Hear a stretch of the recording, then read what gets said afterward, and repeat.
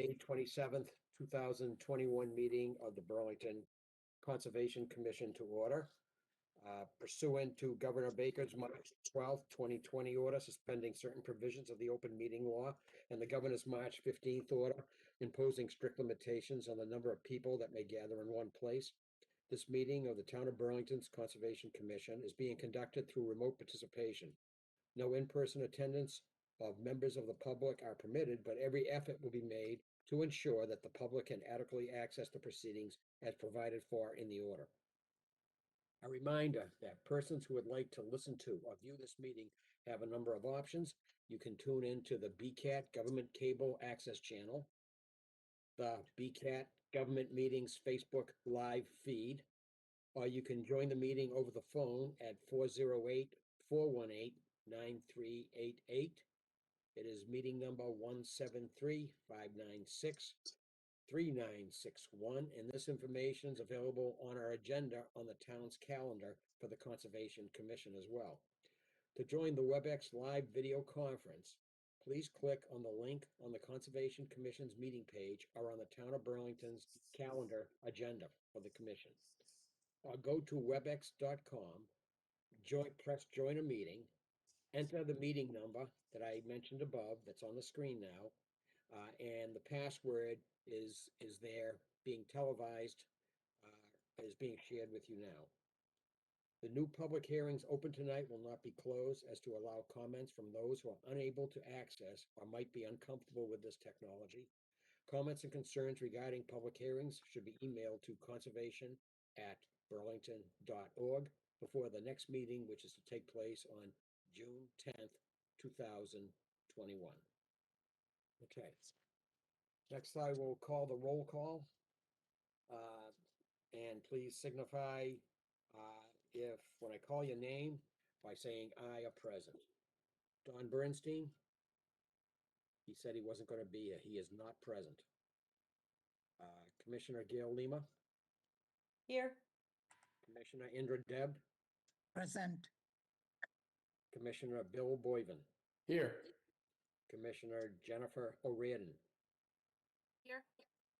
Commissioner Ed Loturco. Here. The chair, Larry Cohen, I am present. Associate Commissioner Kent Moffett.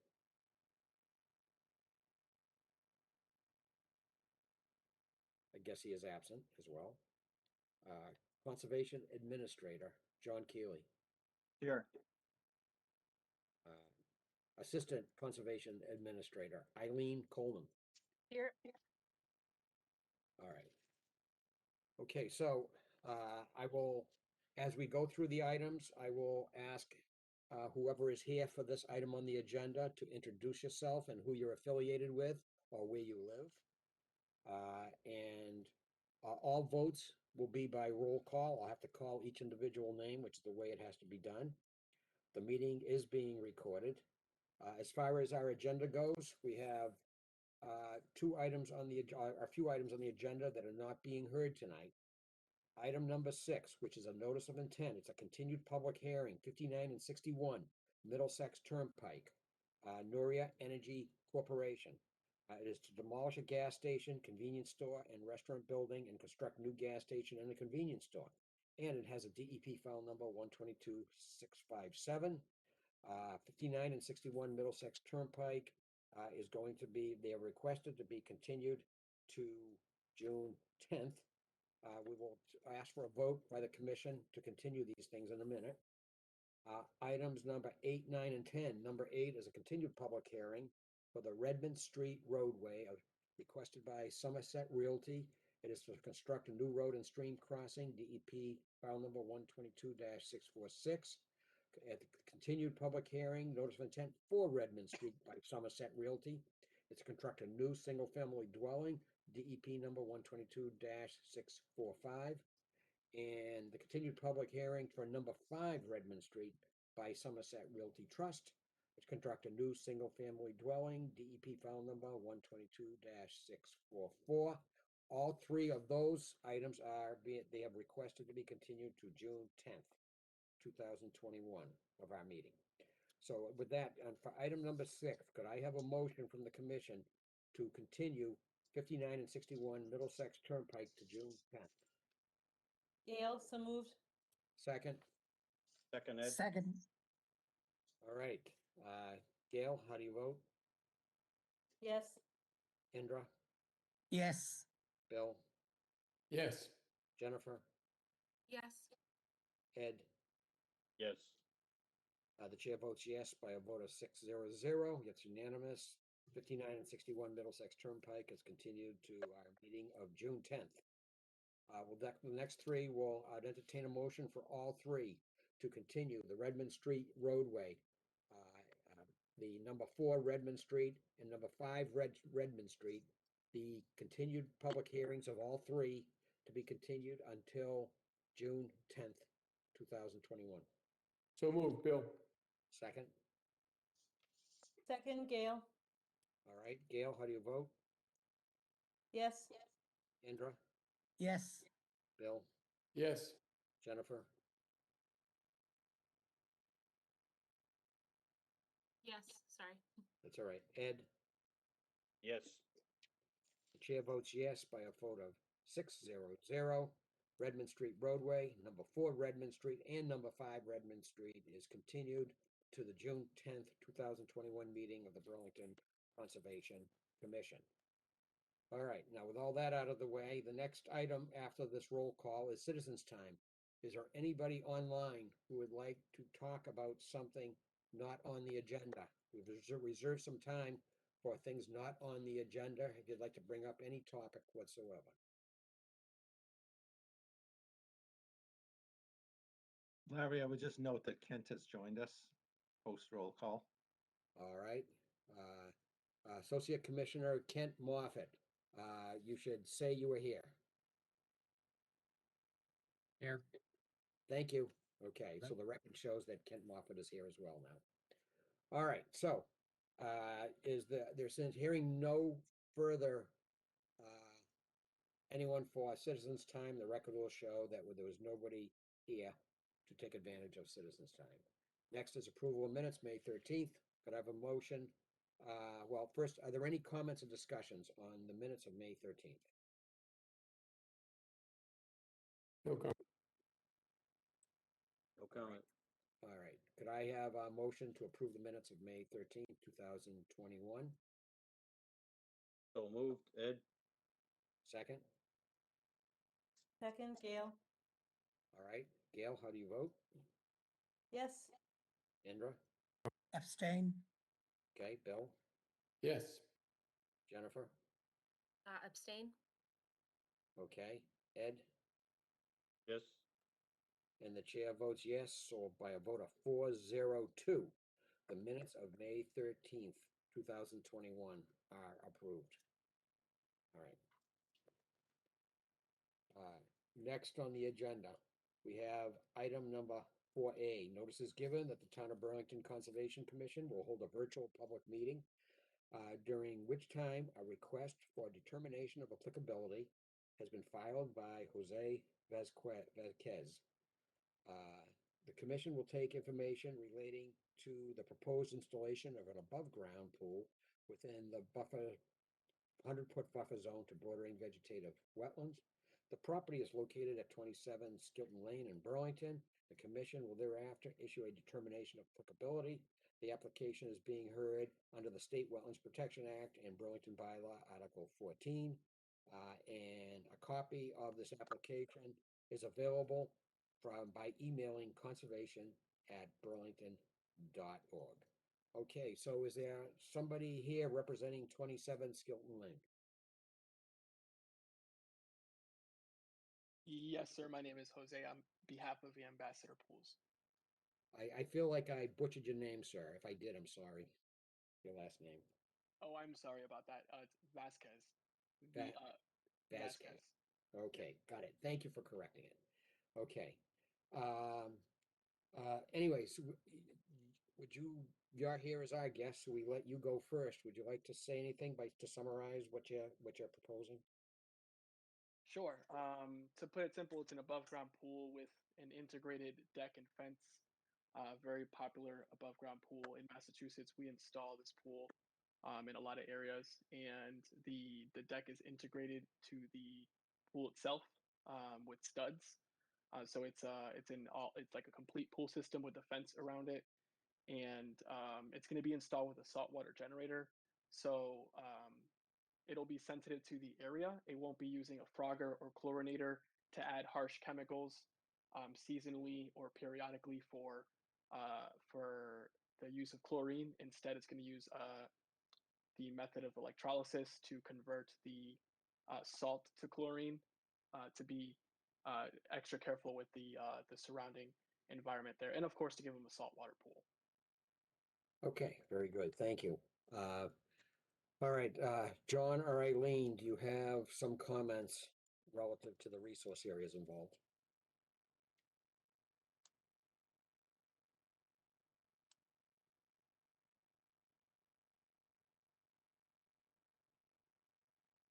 Are you there, Eileen? Yes, I am. I'm sorry, I couldn't unmute myself for a second Oh, there, okay. and Okay. I closed something accidentally. So I'm going to deal with the RDAs, I think. So it'll probably be me for the next few projects, Larry, unless John needs to jump in about something. So I hope you're seeing what I'm sharing on the screen. It's it's the proposed location of the pool. It's going to be 74 feet from the back of the property, and right behind that fence, as several of us saw yesterday, is a wetland. So I don't really have any concerns about this pool regarding the wetlands. The only minor concern I have is that they also took down a couple of trees. I think that they weren't aware that this was also something that should just have been incorporated into the RDA, and they should have waited until they heard from us. But with the fence already being in place in front of the wetland, I don't have any concerns about this project. All right, let's go through the folks that are here on the commission. How about Gail? Any questions at all? No, I just want to make the comment also that, there's a gate in the back of the fence where the wetland is, so there shouldn't be any landscape waste or any other kind of debris dumped back there. All right, Indra, No, nothing. Bill? I have no concerns. This is significantly far from the wetland, so no problem. All right, Jennifer? Nothing further to add, thank you. All right, Ed? Nothing to add, thank you. Kent? Nothing. I have nothing to add either. Is there anyone in the audience who would like to have a question, a concern, or a comment?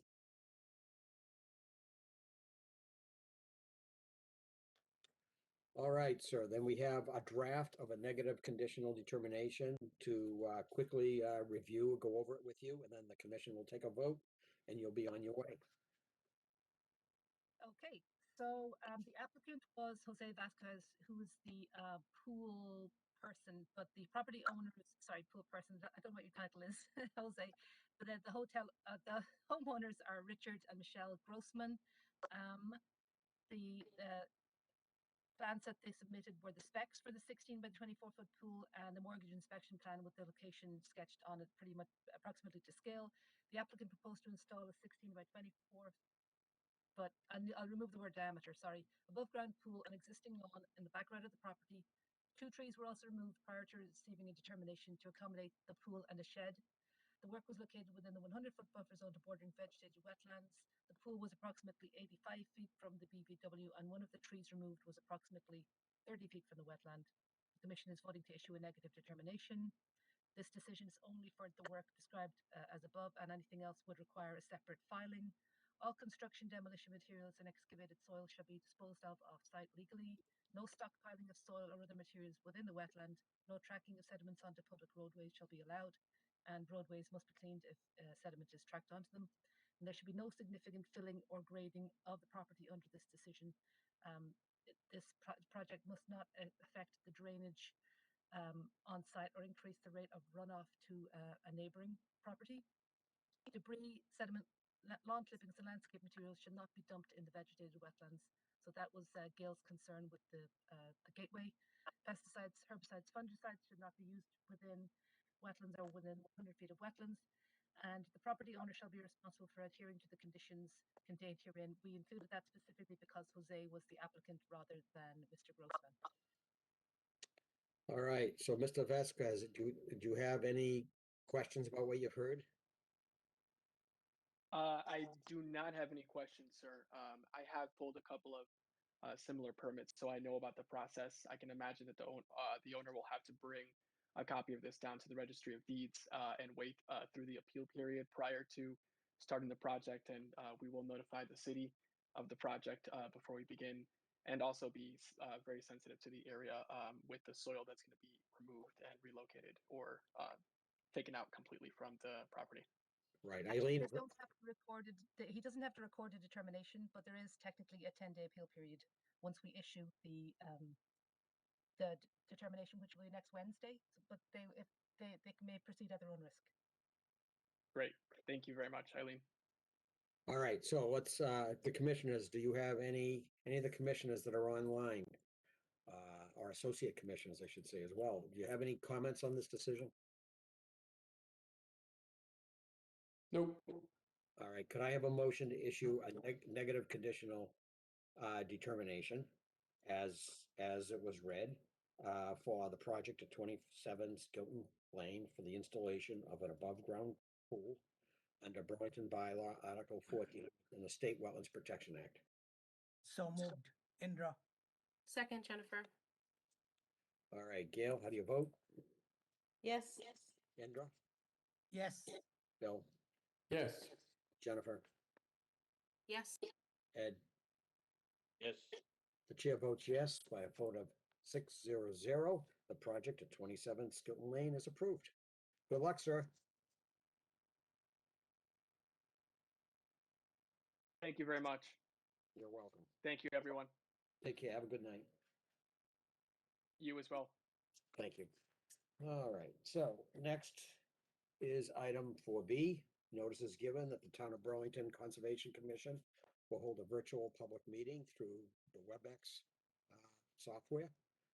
At this meeting, the commission will act upon a request for determination of applicability filed by Henry Morin. The commission will take all information related to the proposed installation of walking trails within the 100-foot buffer zone to bordering vegetative wetlands. The project proposed is to be located at 46 Terrace Hall Ave in Burlington, and the commission will thereafter issue a determination. The application is being heard pursuant to Mass General Law, Chapter 131, Section 40, which is the Wetlands Protection Act, and Burlington Bylaw, Article 14. And again, like before, the application is available to you by emailing conservation@burlington.org. Is there someone representing the project at 46 Terrace Hall Ave? Hello, this is Henry Morin. I am with the BSA working with the Francis Wyman School District. All right, nice to see you or hear you. Oh, I can see you. Okay, Yeah. nice to see you. All right, well, you are welcome to summarize what you would like to do. Would like to hear from you. So basically, we are just going to establish two trails. One of them is at the end of the access road located at 46 Terrace Hall Ave, and the other one is the blue one, which starts off of it a little bit up. The yellow, I'm just going to refer to them as the yellow one and the blue one for now. The yellow trail goes off the bottom and connects over to the blue trail, and the big patch of blue represents the seating area, which has a bunch of cement pillars that are laying down. I have no idea what they are, but we can use them as seating, so that's what's marked there. Okay, all right, let's hear from Eileen. Eileen, do you have some comments on this one? I think I think they were pipes. They were cement pipes that Henry is referring to. So this is going to be a nice little trail. It's right opposite the Francis. No, which school is it? The Francis Wyman School? Yes.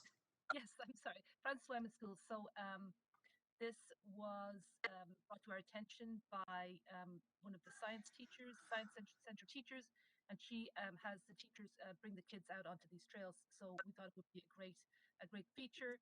We took a look yesterday. We didn't go all the way to the area where Henry proposed to put some seating. There were some comments yesterday, which the commissioners will probably bring to Henry's attention now. At the bottom down here, I'm not sure if you guys can see my cursor. Yes, But we we can. were concerned about the trail coming right off the end of the of the roadway, just because it's going through a pretty an area with a lot of wetland, a lot of ferns. I think it would be better if it maybe came off the side here, or Alright. just starts. But the commissioners may have some other points to raise to you. I don't have any other issues with the proposal.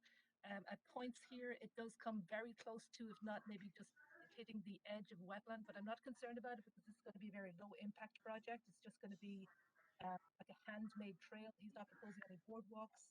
It's just going to be removal of some saplings and marking the trail so it's visible. All right, thank you, Eileen. All right, let's first go to Dawn. No, not Dawn's on there. Gail, you have any comments on this one? No, I think it's a great idea. We were out there and I agree with Eileen that it would be nice if the trail heading out, the yellow trail, was moved a bit so that it wouldn't cut right through the wetland. There's actually what looks like, could be a trail that people have used, could be an animal trail that we walked a bit that seemed like an easy pathway that wouldn't be in the middle of the wetland. Okay, Indra? Yes, I also echo the same comment what Eileen made, that yellow trail can come off the white, right, exactly. That way it would be a little bit away from the wetland also. All right, Bill? Yeah, I think it's a great project, Henry. It gets, kids out into the nature and learning about the real world out there, which is wonderful.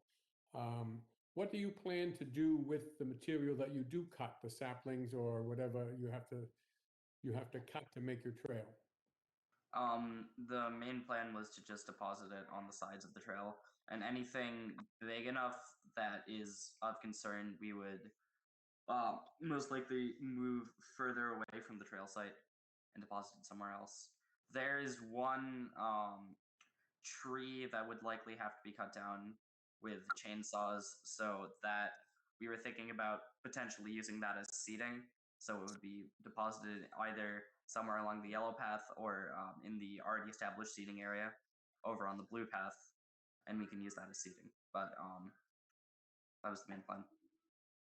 Can I just interject there to say, when he says a tree to be cut, that tree is already down. It's fallen over the trail. So he's not proposing cutting down a Okay. tree. He's just proposing slicing up the tree that's in the way. Yes. Okay, that eliminates my next question then, as to why you needed to cut a tree down. Okay, that makes sense, and it would be good to use that for seating. That's a good use of materials. So again, I congratulate you on a good idea and a good project, Henry. Thank you. Jennifer, any comments? I think it sounds like a great project, and I was just wondering if there's going to be any like signage on the trail or anything like that. Yes, we will. There's going to be. I was planning on just getting spray paint. Yeah, yellow and blue because it's the school's colors, and doing one trail yellow, the other blue, and potentially putting up a proper trail sign on each of them, depending on whether or not I can secure the funding and what the best way of doing that is. I haven't put much research into that part yet. Thanks. All right, Ed, anything further? Nothing to add. As a former Eagle Scout, I wish you well with the project. Thank you. All right, Kent, anything further? No, it sounds like a great idea, and I agree with that. I wish the best of luck. Henry, I think it's a great project. I have nothing further to say other than agree with what everyone else has said. Is there anyone in the audience that would like to make a comment? Someone would like to comment on the Eagle Scout project located at 46 Terrace Hall Ave? Mr. Chairman, if I could ask Mr. Moran a question. What scout troop are you associated with? Troop 511. Well, about 100 years ago, right after Baden Powell founded the Boy Scouts, I was a member of Troop 511 in Burlington, so I think it's a great project. I'm very proud to see that the Troop 511 has some very impressive folks right now. Thank you for doing this, and good luck. All right, you're a 511 alumni, Frank. Yeah, so I think Ed and Frank can end the meeting with a secret handshake. All right, anyone else from the audience would like to comment? All right, Eileen, could we review the decision, please, the Yep, draft yep. decision, then we'll vote. Let's do that. Okay, so the applicant is proposing to create 2 connected trails through a forested area for use by staff and students of the local school, as well as public access. The proposed work is located within bordering vegetated wetlands and buffer zone to BBW. Riverfront area to a locally regulated jurisdictional stream and bordering lands subject to flooding. The wetlands are not flagged but are located within 70 feet of the trail and at times within 10 feet of the trail. The map of locally regulated streams show a stream running between Terrace Hall Avenue and the wetland associated with Vine Brook. However, the commission saw no evidence of a stream at that location in spring of 2021. So this decision is only for the project as described in the meeting and in this piece of paper tonight, and anything additional that Henry proposes to do, he would need to just come back to us with. The applicant shall notify the Conservation Department at least 2 days prior to the commencement of trail work. The commission reserves the right to require erosion controls in the event they or the administrator deem them necessary.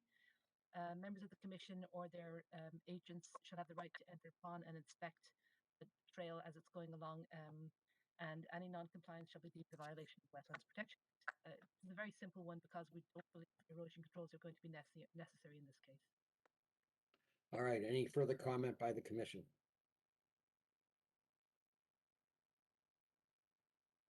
Therefore, hearing none, could I have a motion to approve a negative conditional determination for the project located at 46 Terrace Hall Ave under Burlington Bylaw Article 14 in the State Wetlands Protection Act? So moved, Bill. Second? Second. Ed, All right, Gail, how do you vote? Yes. Indra? Yes. Bill? Yes. Jennifer? Yes. Ed? absolutely, yes. Okay, the chair votes yes by a vote of 6-0-0. The project at 46 Terrace Hall Ave is now approved. Good luck, Henry. Thank you. All right, thank you for tuning in tonight, and we look forward to seeing your results. Yes. All right, very good. Next, the next item on the agenda is item 4C.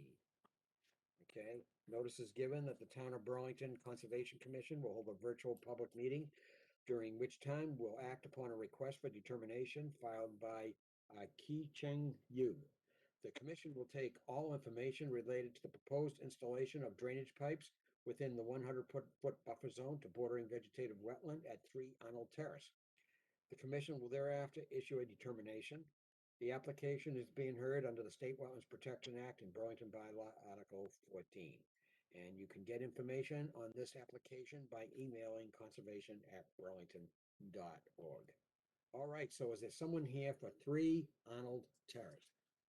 Yes, sir. This is Chi Cheng Yu, the property owner. Should I give a summary? You should. I was just going to ask you to do that. Thank you for All right. offering. Thank you, sir.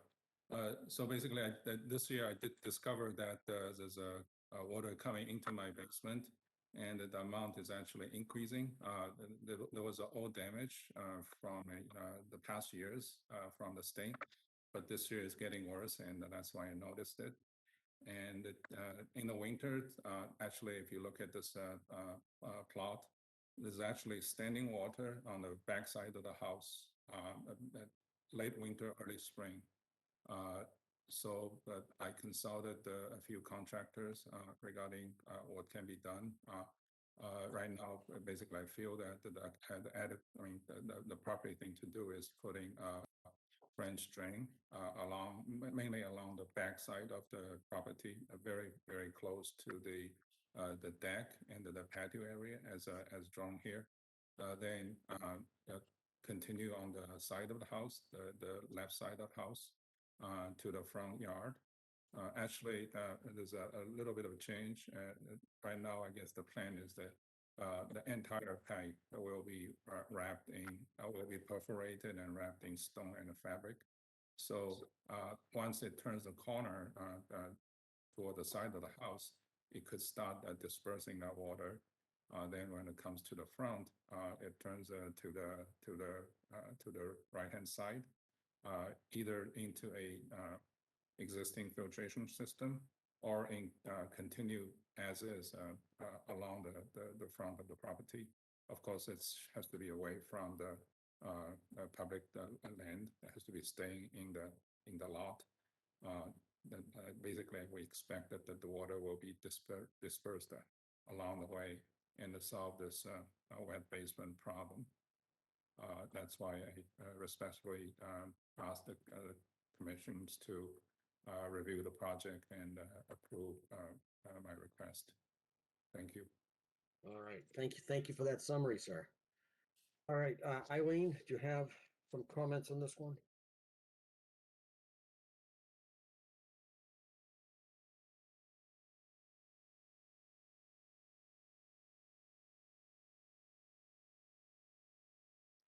We don't hear you, Eileen. Oh, well, either Larry's breaking up or I'm having trouble. So I just pulled up this. Pardon? Can you hear me? Yes. Well, I'm going to continue as if you can for now. So I pulled up this plan, which is the as-built plan from when the house was built a few years ago, just to show you guys where the wetland is. It's in the back left of the property, behind the stone wall that several of us saw yesterday. So the stone wall is really quite close to the water issue that Chi-Cheng was explaining. I don't have any issue with his plan as proposed. It is pretty close to wetland, but clearly he needs to address his water issue in some manner. So this is his proposal.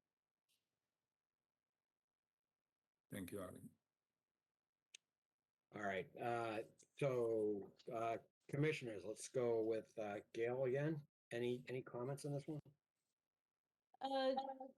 We just made a few points.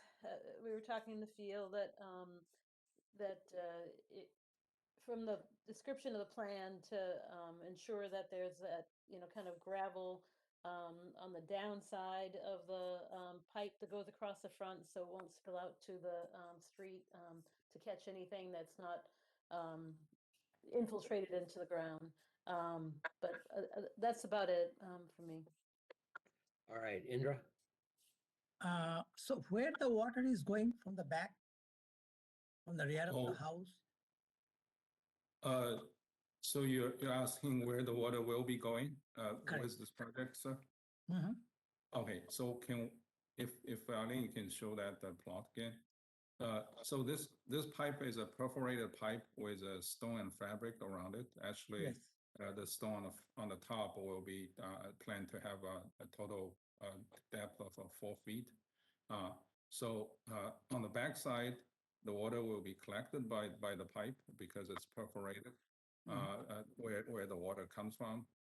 When it gets to the side and the front, because it's dry, the water will be going out of the pipe into the stone and into the I soil see. fabric into the ground.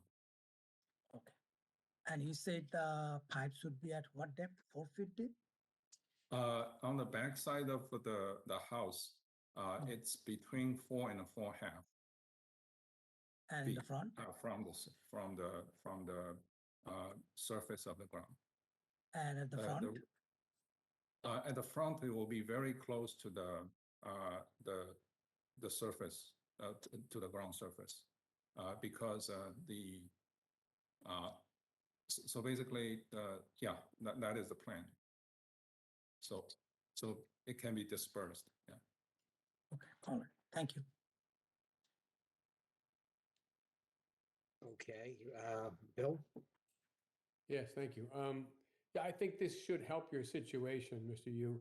I think the pipe itself, with such a small pitch, will act as a reservoir to hold some of the water, and the entire length of it, with the fact that it's perforated, will act as sort of an infiltration chamber in itself through the stone and the fabric.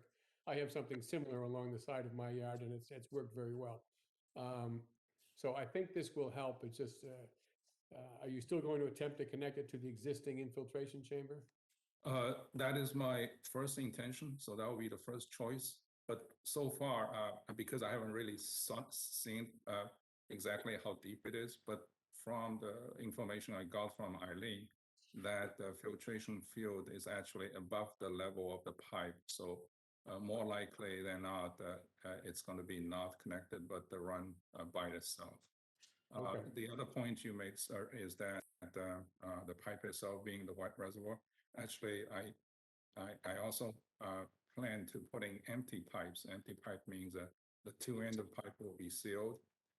With the pipe itself has holes. Basically, it's just adding the capacity to absorb the water when the water is a large quantity. So empty pipes inside the rafter stones. Okay, it sounds like a plan, a good plan, and I hope it works for you. Thank you. All right, Jennifer? I don't have anything further to add. Thank you. Ed? Nothing to add. I think it's a good plan. Kent? And Bill asked questions I was gonna. All right. Mr. Yu, I just have one question. Are you creating some additional void space under the pipe is what you were saying, or above it? So under the pipe, there will be 3 to 4 inches of stone. Then on the top of the pipe, there will be 3 feet of stone. Within that 3 feet of stone, I plan to actually, this is also optional, to put in empty pipes. The same type of pipes, just that the two ends are not going anywhere. It's sealed, just acting as a bottle or reservoir. But if the pipe near the front of the house is that much higher, and you're gonna put stone on top of it, and the pipe in the back is 4 feet down, how's the water gonna flow into the front pipe? Oh, actually, the empty pipes are only at the back side. On the front side, there will be none. The depth of the drainage pipe will get shallower and shallower when it gets to the front because the slope is towards the street. Right. So eventually, when the pipe comes to the very front, it will be very close to the ground level. I'm just wondering if it's worth you creating some additional void space and stone underneath your pipes to help with the infiltration. Given you have a problem and the machine is gonna be there, it would probably be a slight additional cost to go down a couple of feet and more, fill it with stone, and then lay your pipe. I will take that into consideration. Right now, I guess the plan is 4 inches. Then, of course, around it, then I can go deeper. Yeah, I can go deeper. Right, you have the machine there anyway, so. Yes. Right. All right, well, is there anyone in, Kent, do you have anything on this one?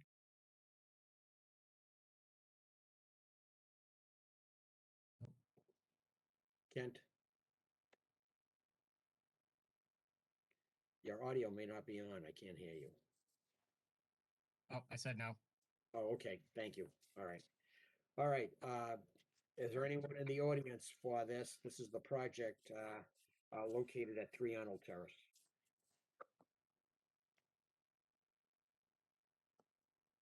All right, Eileen, there's nobody in the audience. Would you review the decision, please, and then we'll vote? I don't know if you guys can hear me. I'm having some pretty significant network problems, so I've turned off my own video just to try and reduce the load. We can hear you. If you can't hear me, somebody else can take over reading.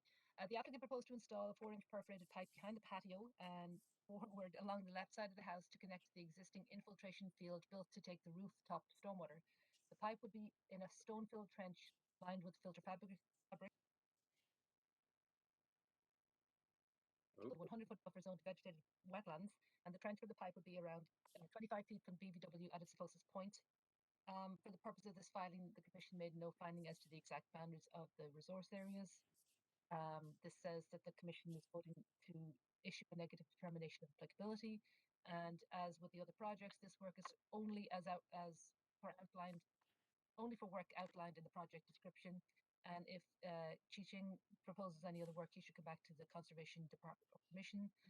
Sediment barriers shall be installed and inspected by conservation staff. Barriers shall be installed along the left side of the property, between his property and the next property, and along the frontage to the left of the driveway.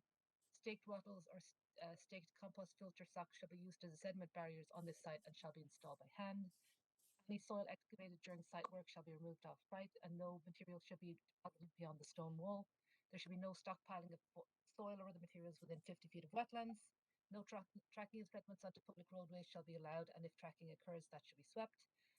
No filling or grading on the property under this decision. The grade of the existing lawn shall not be altered.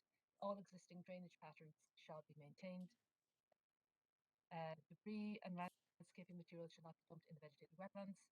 Sites, herbicides, fungicides shall not be used within the wetlands or within 100 feet of wetlands unless otherwise approved by the commission. And members of the commission or staff may have the right to enter upon and inspect the premises while the project is ongoing. All right, Mr. Yu, did you hear anything? Do you have a question at this point? No question, actually, regarding preventing runoff. That's in my plan. Thank you. Right. All right, commission have any changes? Hearing none, could I have a motion to issue a negative conditional determination for the project at 3 Arnold Terrace under Burlington Bylaw Article 14 of the State Wetlands Protection Act? So moved, So Gail. moved. Second. Second, Indra. All right, Gail, how do you vote?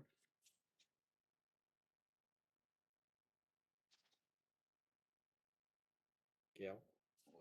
Yes, sorry, yep. That's all right. Indra? Yes. Bill? Yes. Jennifer? Yes. Ed? Yes. Chair votes yes by a vote of 6-0-0. The project at 3 Arnold Terrace is approved.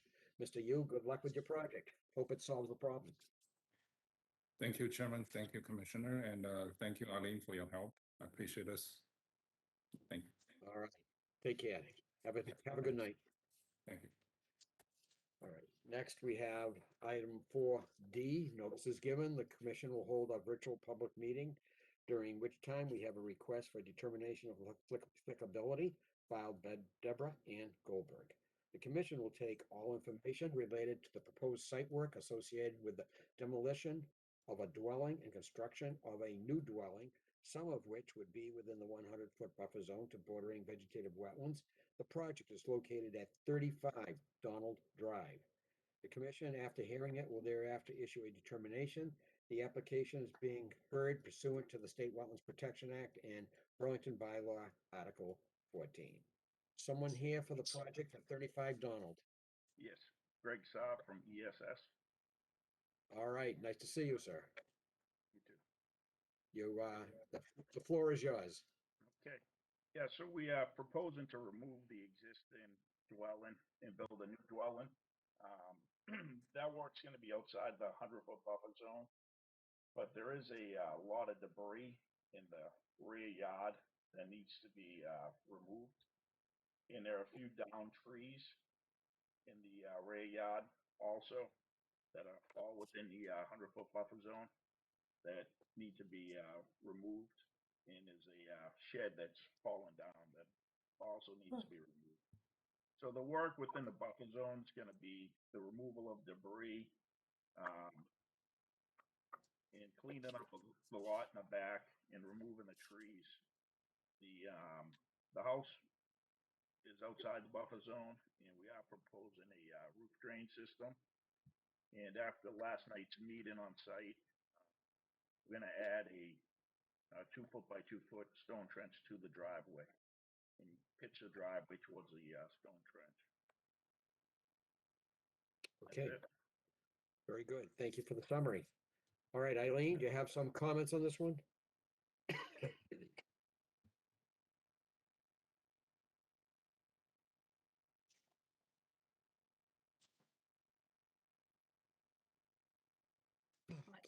Oh, there I go.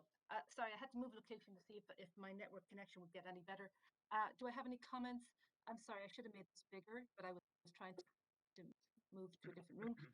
As Greg probably described, but I couldn't hear him, the wetland is off back of the property. It's actually on the neighboring property, and it doesn't really come very close to this property. The house that he proposes to build will be outside the buffer zone, but we are including the house under the erosion control bylaw. So we'll be asking him to infiltrate this, to manage stormwater from the rooftop and driveway. As he said, there's going to be a lot of debris to be removed around in the back. There's a lot of dumping, a lot of just stuff that's junk that's built up over the years. And he's proposing to remove a couple of trees, one of which is it's very damaged. A huge branch is come off and it's actually leaning on the house right now, and remove the shed. But I don't have any issues with this project as proposed. Very good. Thank you, Eileen. All right, so Gail, do you have, let's go to the commission. Gail, you have any comments on this one?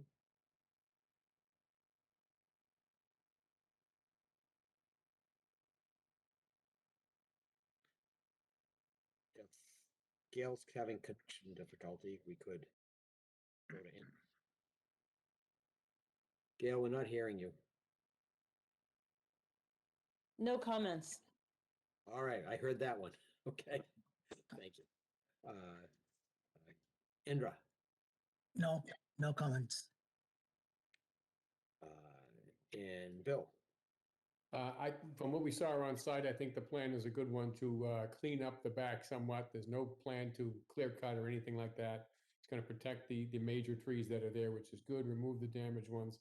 I know we saw that there was a lot of trash and other non-natural debris in the back part of the yard that will need to be addressed. And I think you said you were going to get in touch with that neighbor who apparently has put it there. Yes. Okay. But otherwise, I think it looks like a good plan. All right, Jennifer. Sounds like a good plan to me as well. Thank you. All right, Ed.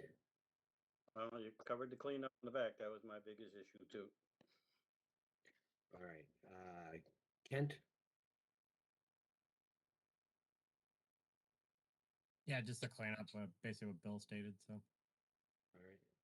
All right. In the back of the yard, to the right of the shed, there seems to be a knoll. Are you leveling that and then respreading the material, or are you just clearing the topography that's there, sir? So there are quite a few large trees on that hill, so we're leaving it. All right, so you're not really trying to level that area. Not at all. Okay, all right, got it. Okay, then I don't have any issue with this either. I think it will, when I was there, cleaning it up would be a vast improvement, sir. Absolutely. All right, so we're at 35 Donald Road for this project. Is there anyone in the audience for it?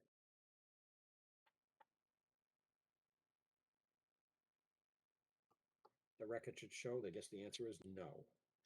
All right, Eileen, do you have a draft decision, please, to review?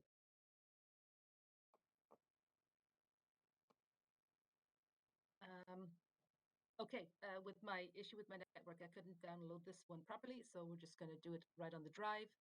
The applicant proposed to construct a new residence with associated deck, porch, and driveway, and to conduct earthwork, grading, and landscaping within the buffer zone to bordering vegetated wetland. The proposed earthwork was located within the 100-foot buffer zone to BVW. Wetlands were flagged off the western corner of the property and surveyed onto the reference plan. The closest work was approximately 50 feet from the BVW. The Commission regulated the stormwater management of this project in the determination of applicability under Burlington's erosion and sedimentation control bylaw. The Commission is voting to issue a negative determination for the work as described herein. Decision is only for the work described herein and as discussed in the meeting. Prior to beginning any construction on the site, sediment barriers shall be installed per the reference plan between the work area. Oh, that's from an old one. It's not a stream. He's proposing to put stake straw wattles along the left-hand side of the property line. All construction and demolition materials shall be disposed of off-site in a legal manner. No tracking segments onto roadways shall be allowed, and if it gets on the roadways, they'll need to be swept. No filling or grading on the property beyond what is required for the approved work. The grade of the existing yard shall not be altered beyond what is shown in the approved plan.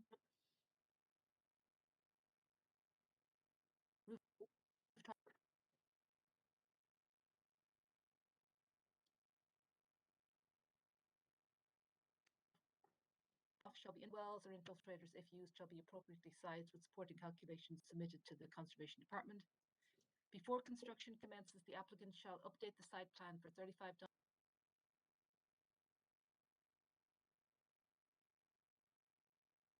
to include an infiltration trench grades on the driveway to show that the driveway pitches to that infiltration trench. Stone trenches, if used, shall be at least 2 feet wide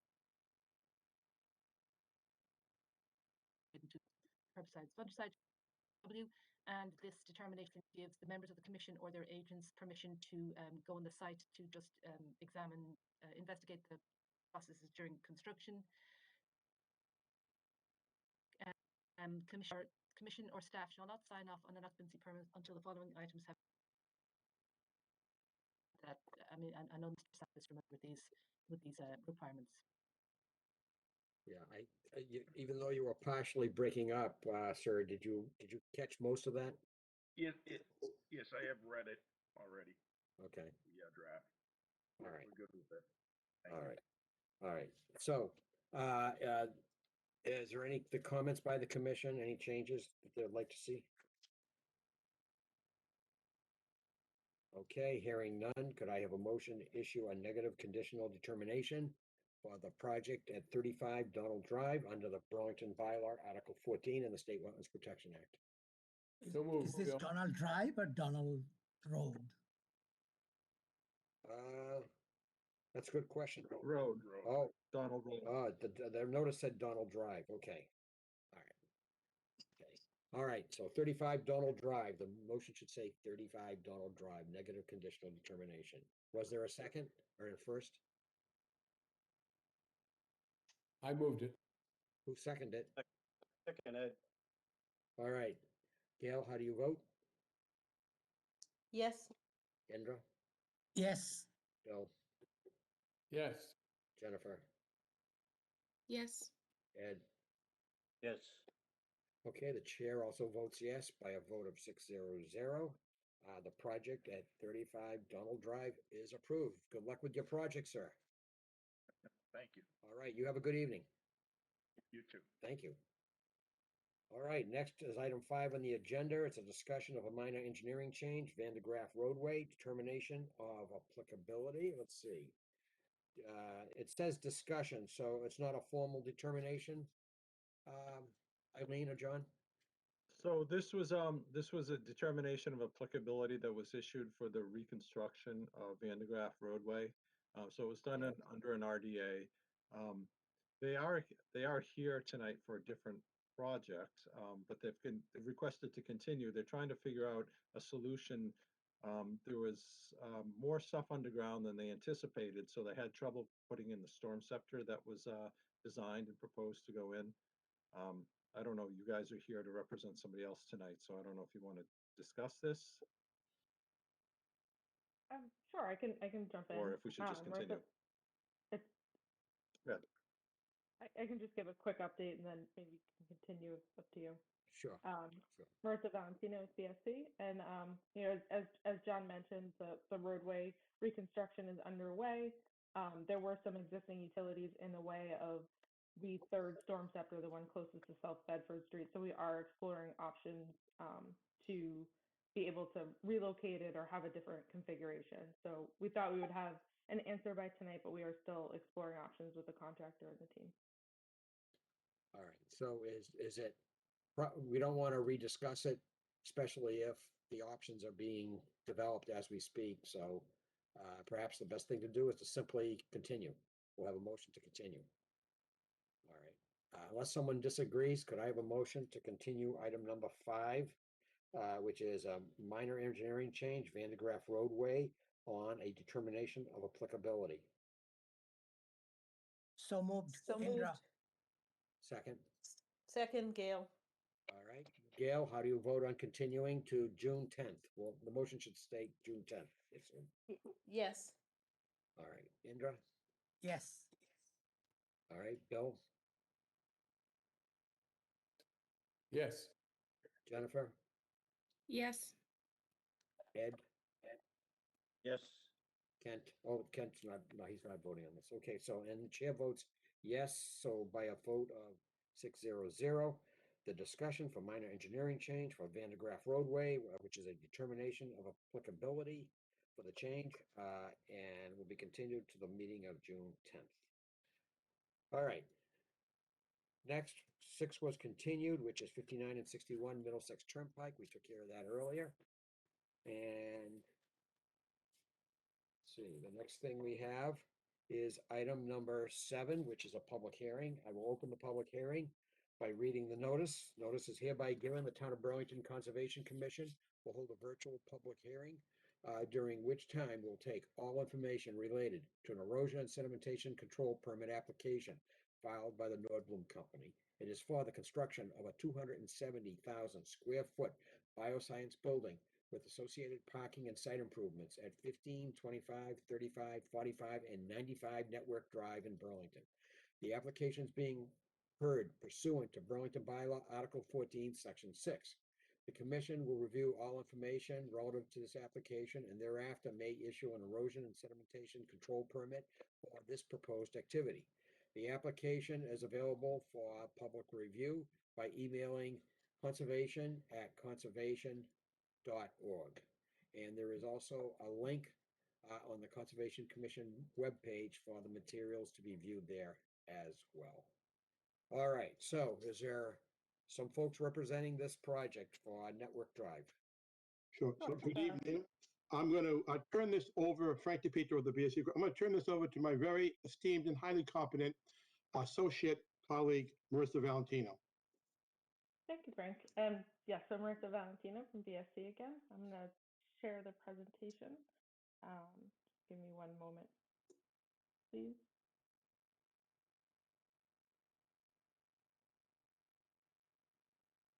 Okay. Is everybody seeing the slides? Yes. Great. So we are here to discuss the Life Sciences project at 25 Network Drive on behalf of Nordblom.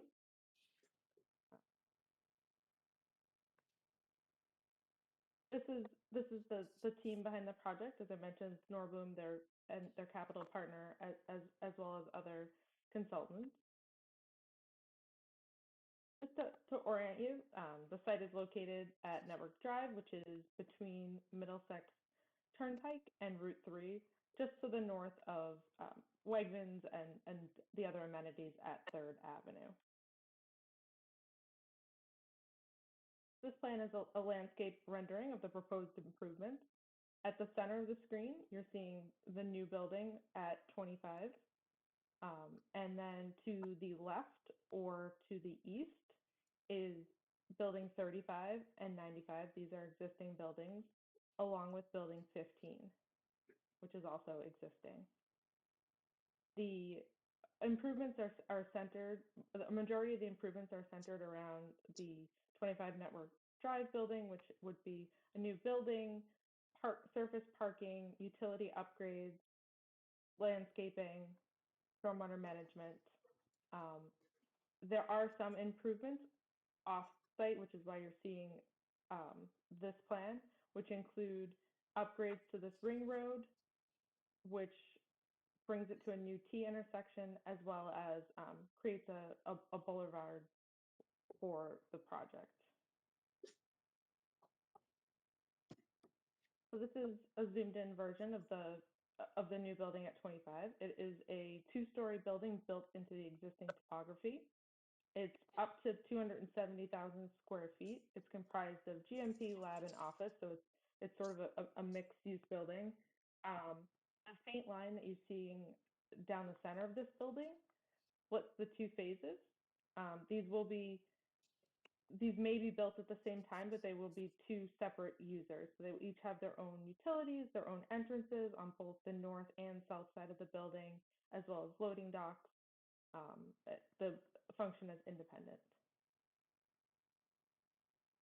Here's a few renderings of the proposed building. So what you're seeing is the new 25 Network Drive building on the right side of the screen, the new boulevard on the left, and then just beyond the page on the left is 15 Network Drive. And here's a view of the southern entrance, a few more views of the entrance. And then just to orient you with the rest of the Network Drive park, and this plan is flipped from the previous version. So north is facing down on the plan. The new building is located at the northeast side of the site. Again, this is 35 is to the right, 95, and then 15 is to the south. There are 440 new parking spaces associated with the building. This site right now is partially parked. It's partially a parking lot, and then there is a grass field. This was the site, it was master planned under the Sun Microsystems project. The sediment and erosion control plan. So we are proposing silt fence and erosion control surrounding the site, as well as inlet protection and protection of stockpiles around the entire limit of work. The site does slope pretty, does have a pretty big relief from the south to the north. Along the southern side of the site, the elevation is around 190. It's 190 at this entrance of the building. And as you come around the building, this entrance is a floor lower at 175. This building does follow the existing grades, which existing do drop off. And the low area is along the northern property line at around 168. As I mentioned previously, this site was developed previously as part of the Sun Microsystems, the existing stormwater management. The next slide. The existing stormwater management system were in place as part of that master plan. Buildings 7 and 8, which were proposed to be in this location, were included in the calculations, and the volumes for stormwater were included in basins 1, 2, and 6, but those buildings were never constructed. So right now the stormwater for this area is split. A portion of it goes to basin 6, which is located on the southern side of the site, and then a majority of it goes to basins 1 and 2 located along the northern side. We are proposing to upgrade all of the systems within the limit of work, so provide new catch basins with deep sumps, hoods, water quality units, but then use those existing connections into those basins. There is in addition, there is a subsurface detention basin that is proposed on the northern side of the building. And this was in order to maintain or decrease those peak flows to those basins, because we were originally, some of the flows were going to basin 6, and just with elevation and change, we are relocating them to this subsurface detention. This subsurface detention will, the roof will be directed to that. There is also a slight decrease in impervious area of about 1/3 of an acre. So there's an increase in impervious area, and let's flip back a few slides. As you can see, that we were able to maintain these large landscaped areas on the west and east side of the building in order to allow for natural grading, and this helps to increase the pervious area from the previously approved office. And with that, I will open it up to any questions. Okay, let me go, John or Eileen. I'm not sure who's taking the lead on this for the first comments. I will, Larry. I think what Marissa didn't mention is that the commission already approved an erosion and sedimentation control permit on this site. It was 7 years ago. It was a similar project. It was for an office building. So if you guys could just discuss maybe what's different on this Sure. permit than what was originally approved.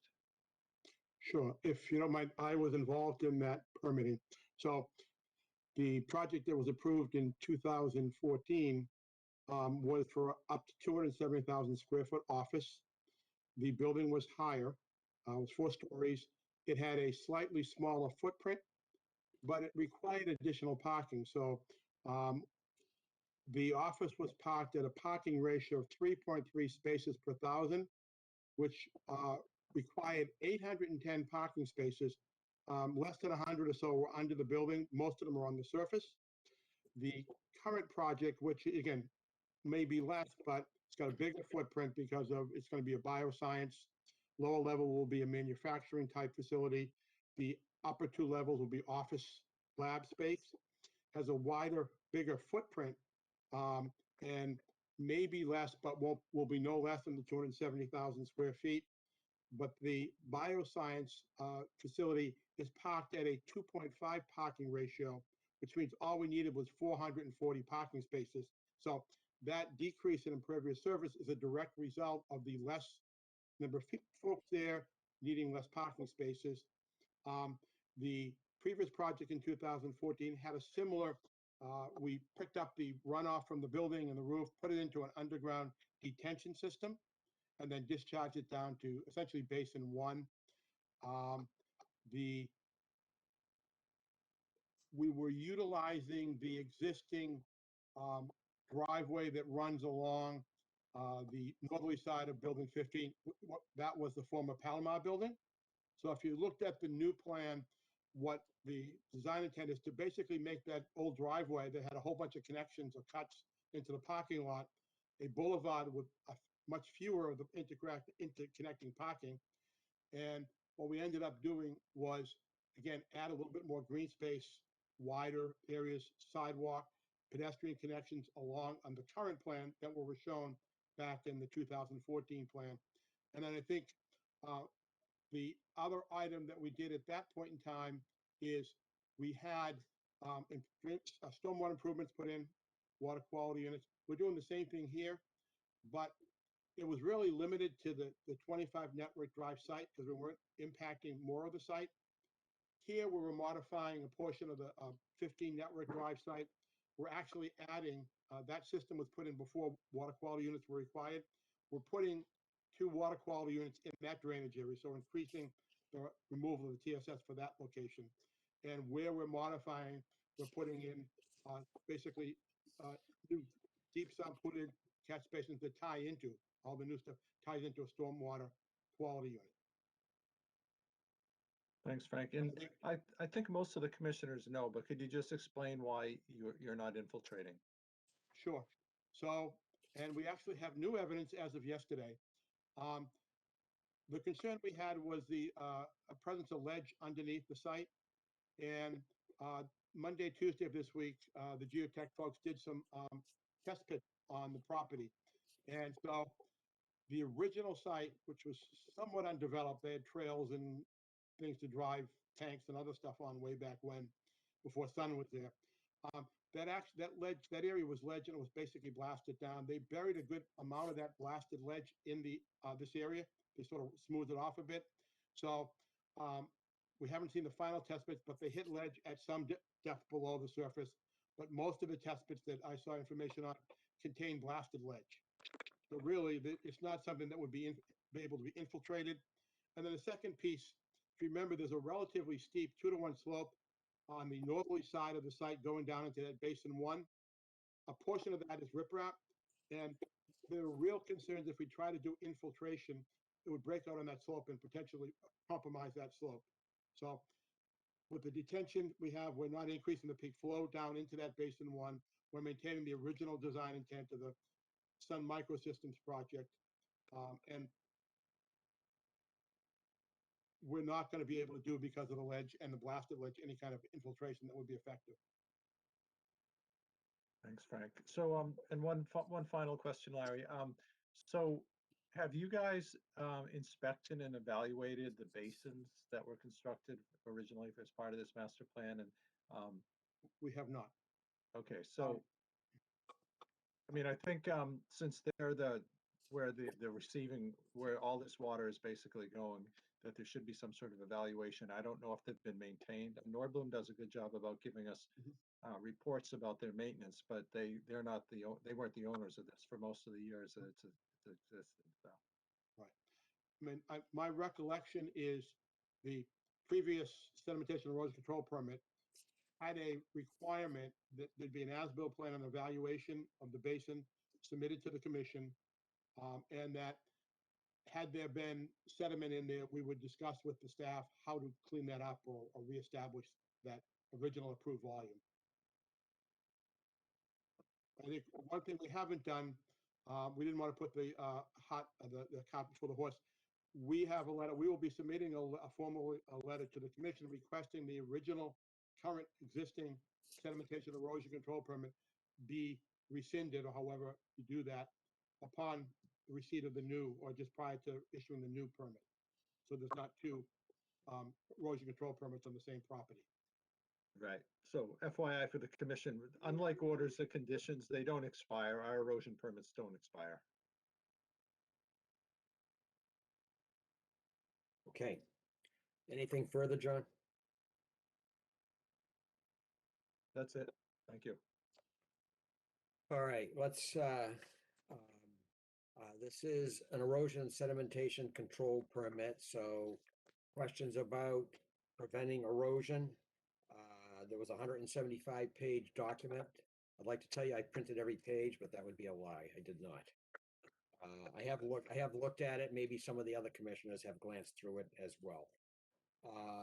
And so concerns about erosion and sedimentation control would be appropriate.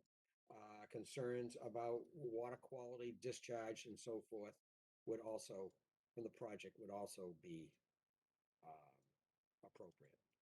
So with that, we have Gail, you have any questions or concerns? We can begin to list things as we go. No, not at this point. Just what John brought up about inspecting the existing basins and control measures. All right, thank you, Gail. How about Indra? Anything further at this point? So I have one question is, there will not be any change in grading, Frank? Mercy, you want to handle that? I said Sure. there will So- not be any change in grading from the previous to now There- for this new one. The grade, There will be some changes within the site. We will be meeting the grades along the southern limit of work and the northern limit of work. So, but at both of those ring roads, we will be meeting the grades there. But internally, due to the building position and difference in size, there will be some minor changes. It's still following the same drainage or grading pattern, but it is a little bit different. and so the peak flow will not change or will change? The peak flows from existing are there's a decrease, a slight Will decrease. decrease. Okay. Yes. All right. Thank you. All right, so how about Bill? Yes, thank you. I spent a good part of my day reading my least favorite part of the regulations in town, and that is zoning. I find them very complicated. One of the questions I had was how you determine the number of parking spaces. You mentioned you use the 2.5 parking spaces per 1,000 square feet, but you get 270,000 square foot building. I come up with a much bigger number. Is this a hybrid between laboratory and industrial use? So the Norbloom company has a tenant. They may not be officially tied down yet, but they have someone who's very interested in the site. And the amount of people that will be working at this facility is much less than at an office. And what they're looking for on the lower level, which would be a good manufacturing practices, GMP, where they make maybe medicines. We're not sure what these folks do yet, but they'll be doing some kind of manufacturing. There is a relatively small number of folks needed in that facility, so they don't need as much parking. Okay. The upper two levels, there'll be office. So this, it could be, again, we don't know what the tenant, it could be a corporate office, so they may have some corporate offices there. But they're looking to have a large percentage of the building a lab area, and there might be a small office associated with the people who are going into the lab. So again, there's a much less concentration of people per square foot on this facility. And the 2.5 was something that this potential tenant said they wanted. we've actually had some indication that some folks use a 2.0 parking ratio. These folks wanted to have a 2.5. The parking ratio for office tenants is generally 3 to 3.3 spaces per thousand. The rest of Network Drive is parked at a 3.3 space per thousand square foot ratio. So Okay, that's well, sort of the difference. okay, I still don't get where the 440 came from because, you know, the 2.5 at the building of that size is like 675 spaces. So I just want to make sure that the 440 is a real number that that's what you're going to build. In a related question, again, trying to understand the zoning, you know, I'm looking at a table that was provided in your HydroCAD stuff, and it talks about the amount of acreage applied to each type of structure. You got a total of a little over 12 acres on this lot, and 8.5 acres are paved parking. I mean, that's a lot of paved parking. I mean, I'm sure it's allowed under the calculations and stuff, but does the zoning allow for any consideration for structured parking here? And to increase, you know, have a little park or something for the workers there instead? My understanding is in the Network Drive PDD, structured parking is allowed. And in fact, on the previous office building, we had parking underneath. And we also had at the very end, would be the westerly side near where 95 and 35 Network Drive was. We actually had a 2-level parking garage. One, you drive in the top, and the second one, you drive underneath. They weren't interconnected. So structured parking is something that is allowed. Is it something that you would consider on this site or I mean, I'm picturing other sites in town, there's a nice structured parking garage with entire solar on the roof. I mean, to me, that's a nice package and it takes up a lot less footprint. And I also want to add, I'm sorry to interrupt, but, you know, Bill's idea that would reduce the amount of black pavement on the ground, that just in terms of the heat island, I mean, all that pavement is just, you know, increasing the temperature in that area, that it would be nicer if we could consolidate that. And it would be even better if you gave, if whoever, you know, took over this building had incentives for, you know, different ways of commuting besides driving. I think the folks that they're looking for the bioscience were not interested in putting in a parking structure. We have talked to the Noblum folks in the future that the site could, if some other development happens, if they have more, I think I can say this because Noblum said it on a couple of meetings. They are looking to transition the entire, this portion, but maybe the entire Network Drive site into a bioscience development park. And so we may be seeing more of these types of changes. Some of the existing facilities are relatively easily modified, as you've probably seen in other projects in town. A lot of office is not really readily modifiable into a bioscience lab or whatever. So under this project, this is not something that I think the folks at Noblum had evaluated, having any structured parking. They didn't think they needed it. They had enough on the ground. They sure do have enough on the ground. That's my concern. The other question I had, a couple more. One is the building itself. Does the fact that it has lab function, does that preclude putting solar on the roof? No, I think that's something they still would want. They could take a look at. They haven't discussed to that point. Okay. The roof will, and I'm a little bit out of my element talking about lab space because I'm not an architect or not an estimator, but they will have a sort of a enclosed area on the roof for the equipment they'll need for the labs, some of the venting areas and stuff like that. And so certainly that would be a potential.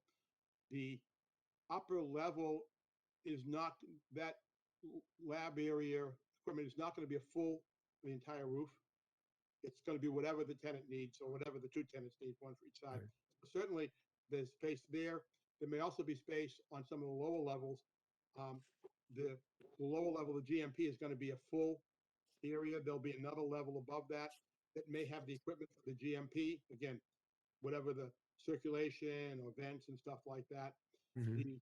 The levels above that, the lab and the office space may not be the full width of the bottom of the site. So there'll be a couple levels that could have solar Okay, panels and stuff, or whatever the latest solar roofing material is.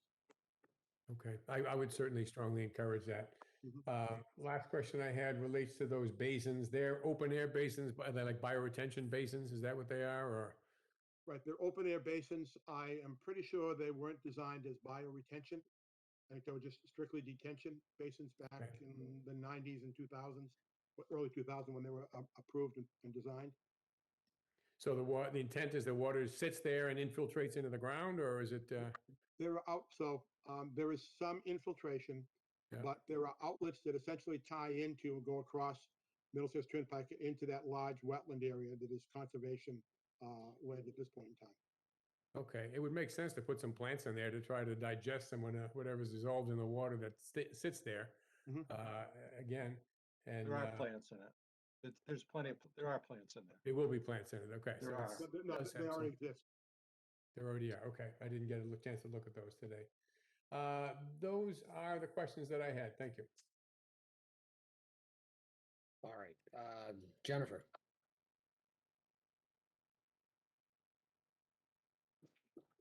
I don't have anything more to add at this time. Thank you. Ed. No, I'd be interested to see what GMP comes back with. I'm very concerned about what type of manufacturing is going to actually take place there. But it's what Frank says, it's unknown right now. Is that true? Right. Yes. Okay. The other item, we've been before the Board of Health. So we're filed with the planning board. We had a meeting with planning board, the first meeting last Thursday. We met with the Board of Health. And in Burlington, while a general permit for lab space can be granted through the planning board with input from the Board of Health, the specific tenants have to be reviewed and approved in a special permit issued by the Board of Health. So when there is a specific tenant, they will have to be vetted and approved by the Board of Health, and it's a public process. Okay. Okay. So Ken? Oh, I'm sorry, Ed, go ahead. no, I'm done. Go ahead. All right, Kent? Nothing else to add. All right, had a couple of queries. And the first one, I'll get the one that doesn't have much to do with, I was asked by somebody when they heard that some bioscience laboratory stuff is being put in, which I know is where the market seems to be gravitating. Does Burlington have, and I know it's not related to conservation, it's a Board of Health thing, have they authorized a certain biosafety level for this project? I don't think they have. I'm going to sort of change the question a little bit. You're probably aware that 60 Blanchard Road, where the commission issued an order of conditions, is going to be essentially a rental lab, a bio clean space. Yes. And what that project had was a very general Board of Health approval because it was biolab, I think, and I don't know there was a number, a biolab number put to it. But each individual lab, when that user, the person that's going to rent it, the group is going to rent, they have to go back to the Board of Health and review all the materials and meet whatever the Board of Health standards are. Because we don't have a tenant yet, I don't think we know what that bio standard is going to be and what the biohazard standard is going to be. I don't think Burlington allows a biohazard standard 4, but I think they may have allowed 2s and 3s in the past. I see. That was actually the question. Not that I'm expecting necessarily an answer at this point, but the actual question from this person is Burlington, because they want the development so badly, are they allowing biosafety level 4 into the town of Burlington, and people are not aware of this? That was the question. Yeah, and I think too, Larry, for a Yeah. design for that level of a lab space, it wouldn't be. You cut out, Gail.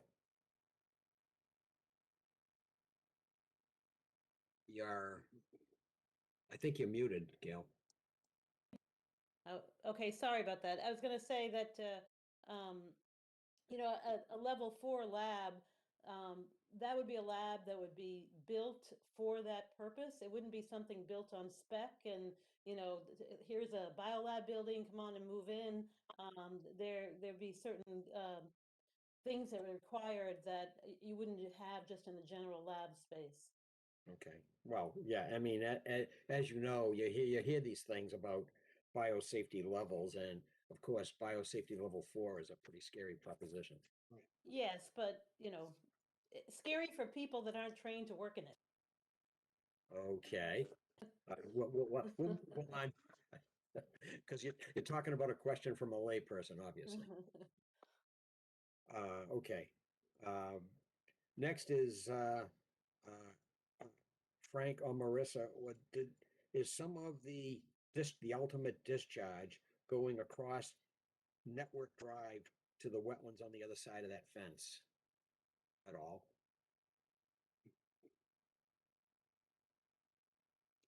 Take it away, Marissa. Sure.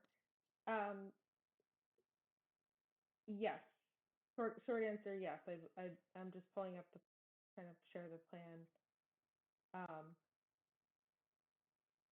Yes, some of the discharge from basins 1 and 2 does go across the street. So the larger wetland area. Then let me explain the question a little bit further. The question is,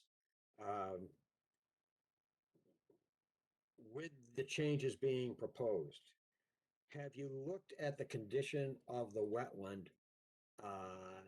I'm just wondering about the condition of that wetland, which may be fine. I'm not suggesting there's anything wrong.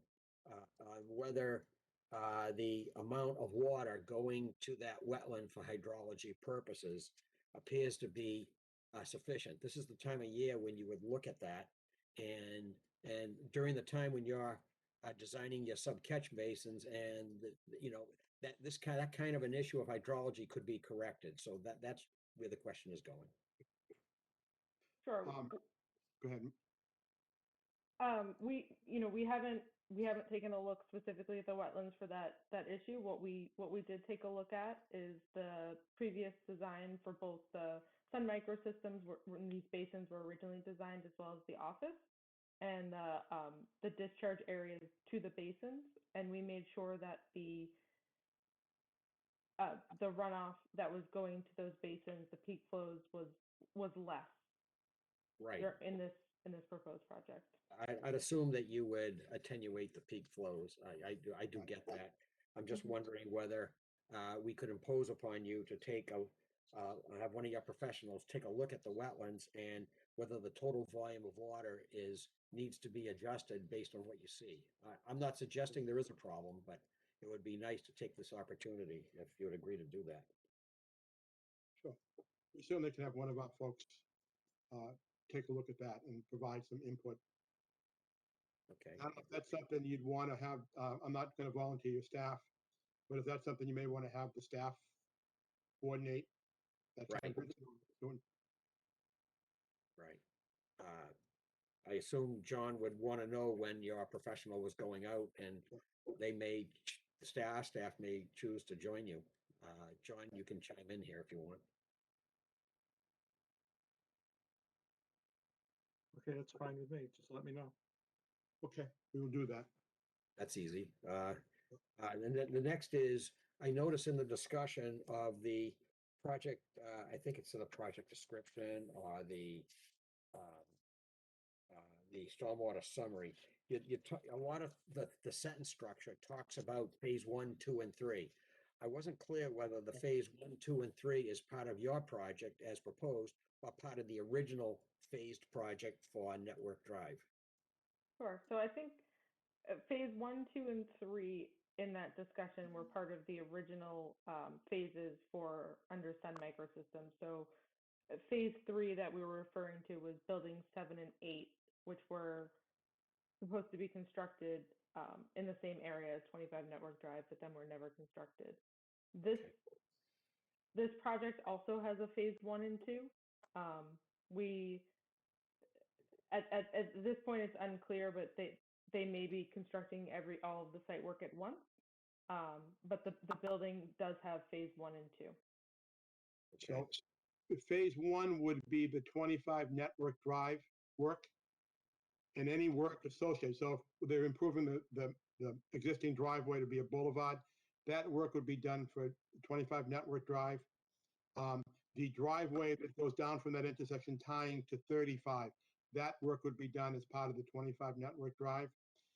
On the plan, on the minor engineering change plan, you see another roadway that goes from that intersection, the end of the boulevard, down to provide an interior access from 25 across 15 down to 95 Network Drive. That piece would be a phase two under this project. Again, it may be done all at the same time, but it's not needed for the 25 Network Drive building. It is potentially needed for the future. So we wanted to get it all permitted at one time. Okay, got it. All right, and is there gonna be a lag time between phase one and phase two, or is it just gonna go from phase one continuously into phase two? We don't know. Originally they were talking about a lag time. And stepping back a second, we noted that the building is basically two separate units side by side. There'll be a firewall between them. The original discussion when we started this, 6 months ago, was that they'd build half the building first and then build the other half. Right now, the discussion is they're going to build both buildings at the same time. The tenant will occupy one half. The second half of the building will be core and shell will be done, but the interior will be done for a specific tenant. I think there's a good shot, but I can't guarantee that the phase two, the connection down to 95 Network Drive, will be done at the same time. I see, okay. All right, and is there a specific erosion control plan, if there's a lag between them, that you have put forth? In other words, to stabilize? We have not. I think, if that is the case, we would be happy to submit one. Okay. I have one more item, just to cover. I've walked around that area a number of times, and there is a labyrinth, or called a network of walkable sidewalks, adjacent to the building, as you know, adjacent to the various buildings. And there's quite a bit of open, up near North Ave, there's quite a bit of open space that you can walk around and so forth. I'm wondering if we could incorporate some of those sidewalks into sort of a walking path that might divert from the building a bit, and even though it might go back towards the building, if there's a way of coming up with a walking path for recreation that people could take advantage of. There's still going to be some open space there, and there's an awful lot of these connected walkways, and I'm wondering if a little bit of attention to that aspect of creating a continuous walkway from one place around the whole facility, if it might be possible with so much pavement already there, a walkable pavement. So we have looked at this, and two things. One, I just want to clarify. Are you suggesting these would be open to the public, officially open to the public, or this would be just for the tenants of the facility? Well, I mean, I guess it would be certainly nice for the tenants. It's certainly very nice to be officially open to the public or interlopers, as the case may be, but I mean, I hate to say this, but apparently I'm an interloper because I have walked around the site. Sometimes I go in and I go out, and it's nice. But I would think with the opportunity of a major construction project, I'm wondering if there's the possibility of some paths that would deviate from the roadway and go in a little bit and do some things. With all due respect, now I don't want to commit my client to allow interlopers, but I mean that's something we certainly can talk to Noblem about. I don't know, Marissa, if you have we had put together a plan a while back of the existing interior walkways on the site, and so you're right, there's some amazing stuff behind some of those buildings. There's little outdoor seating areas and sort of like little performance things on the side of a hill, like and There is also the connection from building 15 that goes right to the end of North Avenue there. And that runs down and that ties into, again, the walkway behind the Lifetime Athletic, that slope and that walk area there. Yes. So it's certainly something we can talk to the folks at Norblum about. Again, my only concern would be having them publicly commit to allow the public, or no offense to you, interlopers walking that area for insurance purposes and stuff like that. The one item we have looked at that's going to be difficult is a walkway around the ring road. And so this is the plan. Oh, good. Okay. So the plan, this shows in red the interior walkways. Yes. And again, there's some from the main entrance that would go down along Middlesex Turnpike in both directions. Coming up the roadway we're going to be southerly end, that sort of windy road that goes up the hill. Yes. That grade is too steep to meet handicap accessibility. There are also relatively steep drop-offs. There's a wetland on the southerly side, and actually part of it's a conservation restriction. So it's not possible to provide a handicap accessible walkway there. But I think the walkways coming up from North Avenue are handicap accessible. And we don't show on here the walkways through the trails system. So I was going to bring that up with the folks at Noblum. Part of this project, you can sort of see the walkways down the new boulevard that go from one end to the facilities in the middle of the building, that main section in 35 and 95 area that has interior cafeteria and meeting areas and pool tables and ping pong tables and stuff like that. Yeah, Nordblom has been receptive to this kind of discussion in the past. And the trail behind Lifetime Athletic, as you know, is, I don't know if that's exactly easily handicap accessible because the slope is pretty steep going down. I think we got away with that because it was an overgrown existing trail Okay. that exists. So there it was cleared out by Noblum. I know I've had discussions with some folks with access to the accessibility board, and this would be an issue. It's the same issue that the same reason is why there's not a ramp coming up the driveways from Burlington Mall up to Middlesex Turnpike. That you can't meet you could do a zigzag that would never work, but you can't meet the accessibility stuff without major modifications. Like I said, here we have Well, ask them if something can be done potentially with tying into the outer ring road. I think, I mean, already the ring road is public, right? I mean, as far as I know. I think it's a privately owned roadway. So my understanding is, in an effort to keep the building numbers the same, when the original Network Drive is what is now Middlesex Turnpike, that was Network Drive. And so I think part of the deal was when they renamed Network Drive Middlesex Turnpike, they basically named the interior roadway Network Drive. I see. I don't believe that's a public way. I'll check that. We'll certainly talk to the people at Noblum tomorrow about this. Right. You could ask, you could tell Todd, I think the commission would appreciate anything that could be done. Okay.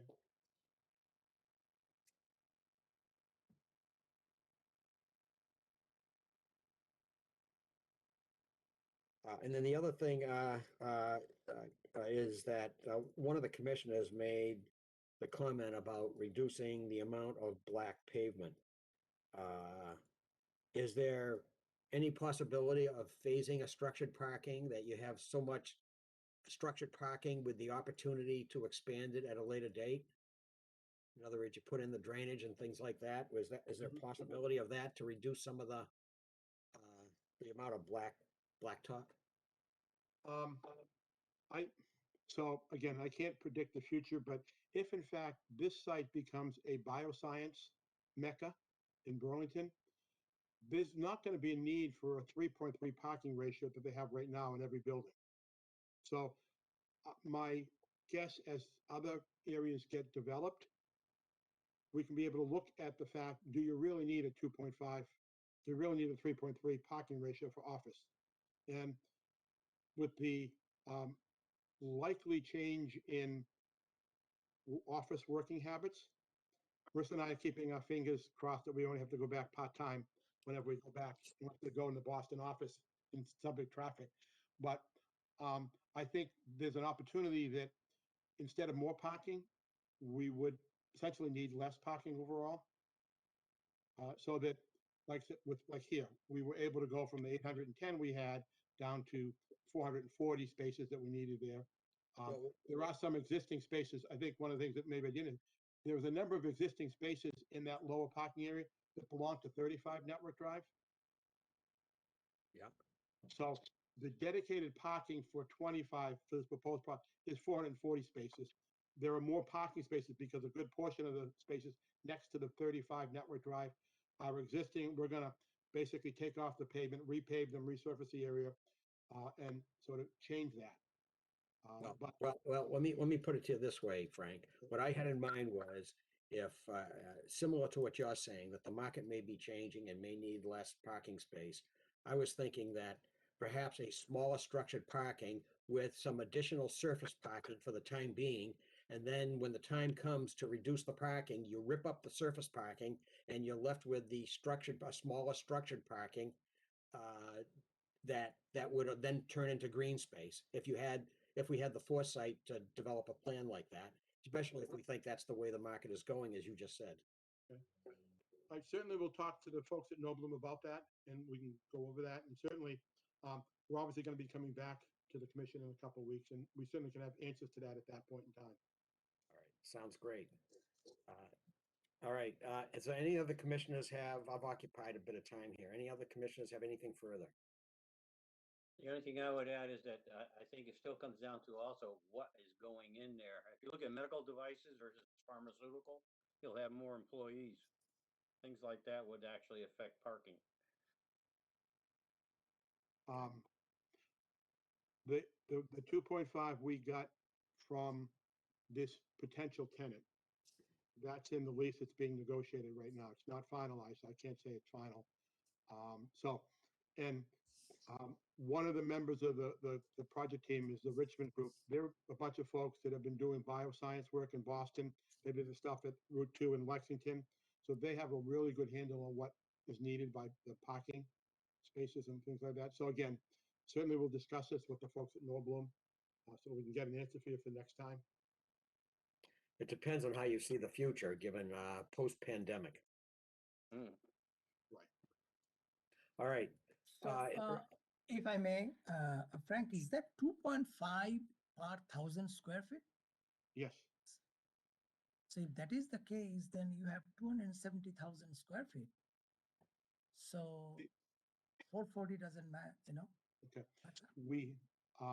So we're adding the 440 spaces. This building will probably be smaller than the 270,000. Right now, the concept is about 240,000 square feet. However, tenants may want a little bit more space, a little bit less. And then the other question we have that is it's a structural question. Will the enclosed roofed areas be counted as space? It is enclosed. It's only for like rooftop units for venting and whatever. And so we're not sure about that. Okay. So, all right. We had an approval for 270. We're trying to keep that, but it will likely be less than that. But all right. I'd like to throw a lot of the discussion on the details of the parking to the planning board, obviously. But for the purposes of generating green space, this was useful. Larry, can we actually make a comment to the planning board that we would strongly recommend as much structured parking as possible on this site? I would suggest that we make a comment that we ask them to look into partial structured parking and partial surface parking, with the surface parking being potentially cutting back with the change in parking habits if in the future. Yeah. Just something to let them know that we feel strongly on the issue to the planning board. I agree with you, Bill. Okay. All right. So is there anyone in the audience that would like to make a comment on this? So I have a question for Frank and Marissa. So the planning board was just handling this as a minor engineering change. Did they already finish with this? So there's two parts to this with the planning board. The 25 Network Drive, because it's going to be a building that needs lab space is a special permit. And that's also tied to, in PDDs, a site plan approval requires a special permit. So going back to the Network Drive special permit, there's a requirement that the planning board issue a special permit. The connections to 95 Network Drive, 35 Network Drive, where it's off the lot that shows 25 Network, and even the work we're doing on 15 Network Drive, that's a modification of an existing previously approved site plan. That's the requirement for a minor engineering change. So there's two permitting processes with the planning board. It's generally the same overall project, but because of the fact that pieces are on different lots, we had to have the minor engineering change. So they haven't had the hearing yet on the special permit? They had initial hearing on the special permit. They have not had a hearing yet on the minor engineering change. So we had our first hearing that was continued to, I believe, the 3rd of June. I would not suspect we would be out of the planning board by the 3rd of June. I think it'll be continued later. Okay, thanks. Okay, so I didn't hear anybody from the audience further. So could we just run down the list and see if you have the same list, Frank and Marissa? I had that there was a request to inspect and evaluate the existing basins because you're going to be using them, or they'd be in correct working order if they need any maintenance. Number 2 was the discussion we had about tying in some of the outer ring pathways to maybe some continuous pathways. The third thing was evaluation of the wetlands across from Network Dive and whether they're in need of hydrology or whatever, and if some change could be accommodated with the design of this project if needed. That was the third thing. The fourth thing was this long discussion about parking and reducing pavement. Fifth was solar on the roof. Anything else? Does anybody on the commission hear anything else? I had those 5 things. I have nothing else. Frank or Marissa, did you have anything else? There was a question if the project is phased. So we talked about the 25 network, but then there's the minor engineering change. There was a question about a second sedimentation erosion control plan for that additional area. Right.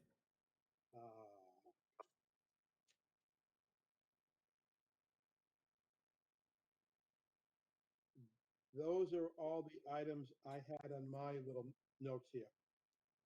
Marissa, you okay with this? Yeah, I'm just going through my notes. Yes, I think you covered everything. All right, thank you both. All right, so I guess you're going to continue to June 10th. Is that your plan, or? Yes. John, do we need a motion to continue? Yes, you do. Could I have a motion from the commission to continue the sedimentation and erosion control permit hearing for Nordblum Company to construct a bioscience building with associated parking to June 10th meeting? So moved, Danielle. Second? Seconded. All right. Gail, how do you vote? Yes. Indra? Yes. Bill? Yes. Jennifer? Yes. Ed? Yes. And the chair votes yes by a vote of 600. The public hearing on the erosion sedimentation control permit for 15, 25, 35, 49, and 95 Network Drive has been continued to June 10th. Okay, folks, thank you all very much. Thank you, folks. you. We look forward to seeing you. Take care now. All right, you folks have a good night. We will. Thanks. Bye now. Bye. All right. I guess we skip now down to administration, planning board comments. John, do you think it would be appropriate for you to send to the planning board their staff comments on what transpired here? Sure. I am particularly interested in seeing that you emphasize in that note our desire for, there seemed to be a couple of people who said about cutting back on the amount of pavement and perhaps a combination of structured parking and surface parking would allow the surface parking to be withdrawn at some later date if the amount of parking needed changes. Okay. And anything else to the planning board? The commission have anything else? Subcommittee and staff reports about town meeting. So Larry, so John- before town meeting, we actually have people here from 102R Wynn Street, which was an enforcement order we issued. Yes. We'll need you to ratify that enforcement order, but we should discuss. So the owner is here and also Steve Dresser, his engineer, is here. Okay, I wasn't sure whether that was officially on the agenda or not. Okay. Well, it happened after the agenda, so we didn't update that's the fine. agenda, but. Sorry, I did not see it. All right, so do the folks that are here like to introduce themselves? Mr. Dresser and Mr. Imho, Mr. Lee, maybe?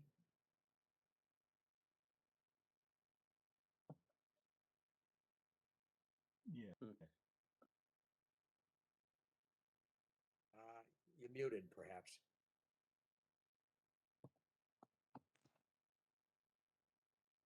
Hello, hi. This is on now? Yes, we hear you.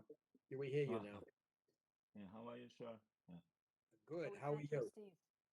Yeah, good, thank you, sir. And there's Steve Dresser on now. Okay. I think Steve was trying to speak, but we can't hear him. You muted, Steve is Steve. muted. Steve is muted. Yeah, there you are. You were quiet for 2 hours, Mr. Dresser, and now we can't Well, get you. something happened. I went off. I went back in. I think I might be in twice, but hopefully that's not a problem. No reverb or anything like that. No, we're okay with you. Keep talking. You're doing good. Okay. I think John probably will start this one, or Eileen. Sure, so I'll just give the commission some background. We did get a report that there was some work going on at 102R Wynn Street around the culvert in the driveway, which, so the commission had issued an order of conditions for the tear down of the house and a construction of a new house, but there was no work proposed on the roadway or the culvert. We had some concerns about the quality or the structural stability of the culvert, but at the time, the order of conditions, we just requested an investigate or sort of a structural engineer to review it to see if it was strong enough to withhold concrete trucks going over it, but we didn't authorize any work to be done. So we did get a call last week that there was work going on. We went out there and saw this, as you can see on your screen, totally unauthorized, and it's a mess out there. As some of you have stopped by to take a look. It's unstable. There was a bulldozer parked in the wetland when we went out there. There's sediment getting into the brook. It's a mess. Okay. All right. Let's, for anybody that I'll go through and see if there's any first comments from the commission. I had said that just for an explanation of what I believe happened. I wasn't there. They had, as John stated, the order of conditions said that they needed to, instructed to test the structural integrity of the culvert, and apparently they went out and had a structural engineer who designed what you see on your screen there, and they went out and they started building it without, they never informed me, obviously they never informed you. So that's what happened. My understanding is they didn't take the culvert out. The two trenches that are out there were going to be for the footings, and yes, it is a disaster. It was really beyond what I would, my skills for restoration. I had Maureen Harold from North's Environmental go out there today, and her comments are, basically for now get it stabilized as quickly as possible.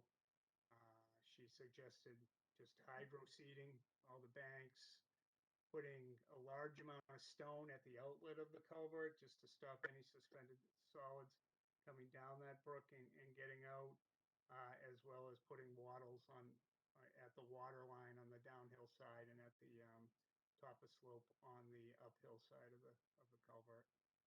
So first and foremost, it needs to be stabilized, and then we need to work on restoration plans once that happens. All right, that sounds like a good general approach, Mr. Dresser. Let's go to the commission and see if they have any comments at this point.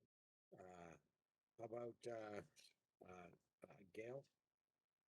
Yeah, so I'm not sure who the structural engineer is, but you would think that they would understand, working with a culvert, what needs to be done in terms of protecting that area. So it's pretty disappointing, and more than disappointing, it's shocking. In addition to the stabilization, which I think is, obviously has to be done right away. I don't think at least from my perspective, I don't think any work should proceed until we get a restoration plan that we approve. Okay. Indra? Yeah, as Gail mentioned, the first thing first, the stabilization is required. So sooner the better. Okay. And before you do anything, we have to be sure that it is stabilized. All right. Bill? Thank you. I did not get a chance to look at the site, but the pictures are pretty impressive. So I understand the urgency of getting it stabilized and agree that somebody who in theory knows what they're doing should have come up with a better approach than what they did.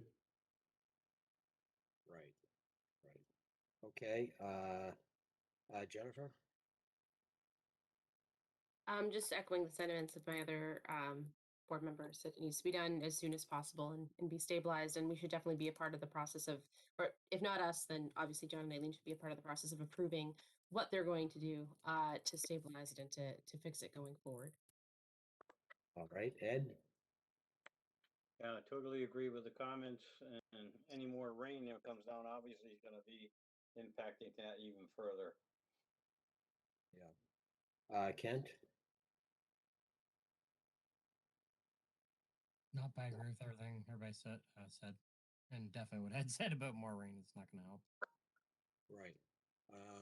I took a long look out there, and a couple of comments came to mind immediately, that this work was done without a plan, obviously. And there was no plan to protect the banks. There was no plan to, I think, to perhaps maintain flow. One issue you have until something's going on, I don't know if the flow is getting through there adequately. I took a video of it, and I'll send it to you, John, but it seems to be trickling out at the moment. And it seems to be somewhat beginning to be backed up on the other side of it. So I don't know if the water's flowing adequately even for a temporary basis or not. I'm not sure, but it looks like it was kind of trickling out at a very low level. Maybe it was just the state of the hydrology at the time, and it's not an issue. I have no idea. I'm not sure what the rebar and the planks of wood were doing there. I don't know what the intent of that was.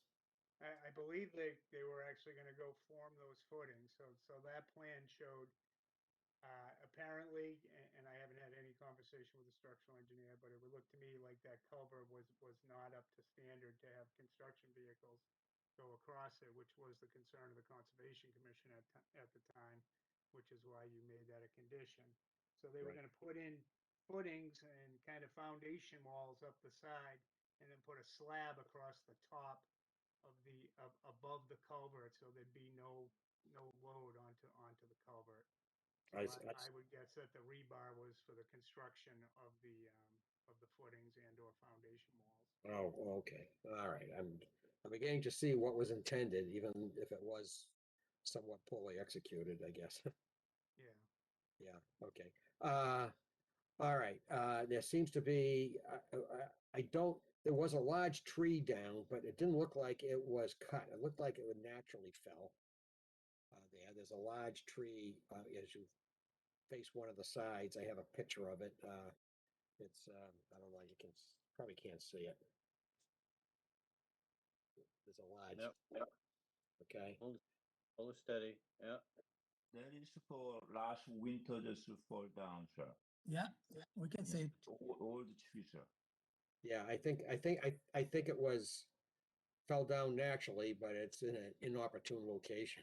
It was right on top of the construction, so I wasn't sure what was going on with that. All right, so, the only thing I would ask Mr. Dresser is that you ask the wetlands person or yourself to take a look at whether something has to be done to allow the water to flow from point A to point B past the roadway temporarily. I'm not sure I don't know if it's adequate at this Yeah, point. I don't know what you can do without, doing more kind of destruction in there. In fact, her suggestion was really just trying to put stone over that outlet, which would maybe block it anymore, but prevent suspended solids from going downstream. Yeah. Ultimately, the likely, resolution to this will not only include, restoration of all the damage out there, but now that there's been activity around the culvert and such, and this is going to occur, the mass stream crossing standards would apply. So there would be a more significant culvert there, likely some type of box structure. There are very specific mass stream crossing standards, and Right. that includes figuring out how much water goes through there during all the storms and making sure there's enough room, with safety factors for, wetted area of the box culvert. So there's not just planting restoration going to go on here. There's going to be, culvert replacement design. We never did. I don't know how much water, because they weren't touching the culvert. Yep. It was the intention to touch it. We never did, like, hydrological calculations or anything like that, but that will have to be done now.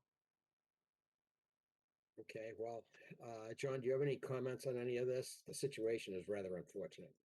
Yeah, so I have a few comments. One, so the property owner of the where the driveway is contacted me, Dan Murray. So this section of driveway isn't even on their parcel. They have a right of way or an access easement through this section, but the driveway is actually on an adjacent parcel. So the owner was pretty upset about it. So that's one thing to consider. Part of the reason they were doing directional drilling for the sewer through the wetlands and not through the driveway was because they don't own the property that the driveway's on. So they were doing their sewer on their own property. That's number one. So number two, I would recommend that the stabilization techniques suggested by Maureen from Norse be implemented tomorrow. We're expecting rain starting tomorrow night and through most of the weekend. So I think that site has to be stabilized tomorrow. And third, obviously, you need a notice of intent for the culvert work. And I would suggest, Steve, that you talk to Norse about whether or not stream crossing standards are actually applicable on this stream. My take is that it's for fish-bearing streams, and I'm not sure that this is. So you might want to just have Norse evaluate whether or not it has to actually meet stream crossing standards. Yeah, well, I think it calls invertebrates Okay. as well. Okay. If that's the case, then it does. Yeah. I mean, I didn't go back and look at them. I do have some experience with it. And Yeah. really the one that I did was not a fish-bearing stream.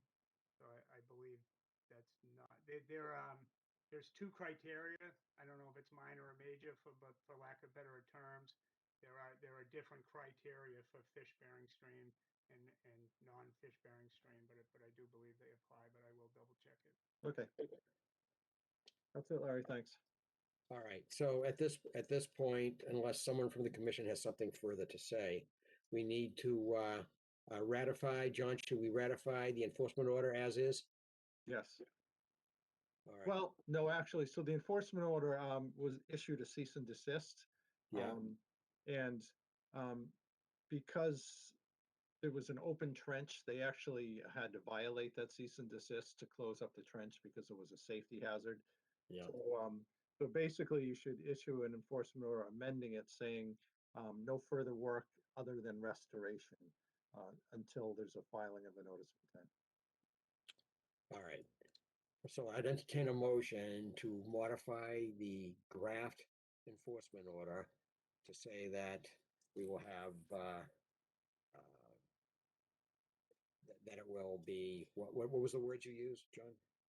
No further work other than restoration until the filing of a notice, until the issuance of an order of conditions. Those words, thank you. Sure. Is there a motion to that effect? So moved, Ed. Second? Second, Jen. Indra. All right, any further discussion on this? I'm just wondering, John, do you want us to get in touch with you? Do you want to be there for that if it, if tomorrow or, No, so will Norse be there? I can't speak for her, but I'm sure I can, I'll implore her to go there, yeah. Yeah, and then just document it photographically and I'll check it out probably Monday or It may Tuesday. be difficult to get a hydro seeder there tomorrow. Well, if they normally- can't get hydro normally I seeder, would they say- need, get some straw down or something to Yeah. stabilize it. Okay, yeah, normally I would say wait, but I know it's gonna rain for 3 days and Yeah. this is not my favorite situation either. We're supposed to get over an inch of rain, so. Yeah, That's a lot of rain. okay, All right, so was there a second to that motion? Yes. All right. Yes, okay. Gail, I seconded. all right, Gail, how do you vote? Yes. Indra, Yes, Bill, Yes. Jennifer, Yes. Ed, Yes. and the chair votes yes. The enforcement order is amended for the wording that was involved. Next, now we have to ratify. Could I have a motion to ratify the entire enforcement order with the amended wording? So moved, Bill. Second. Second, Gail. Okay, Gail, how do you vote? Yes. Indra, yes, Bill, Yes. Jennifer, Yes. Ed, Yes. the chair votes yes. The enforcement order for the Wind Street property has been ratified. Do we need any further motions on the issue at all? I don't think so. That's good. All right, so I guess Mr. Lee, Mr. Dresser, thank you for your time. And you folks have a good evening. good night. Thank you Enjoy very the much. Memorial Day weekend. Good night, you too. All right, next is we have subcommittee and staff reports. Does John or Eileen, or I know Bill was a town meeting member, do you have any comments on town meeting and how it went? It was long. It went 3 full nights. The couple of items that were related to us. One is the Kent Cottage proposal did pass. And obviously, that was to rezone it to allow it to have the residences put on it. Obviously, when that gets proposed to develop further, will clearly come before us as conservation, as that property is surrounded by wetlands and conservation restriction.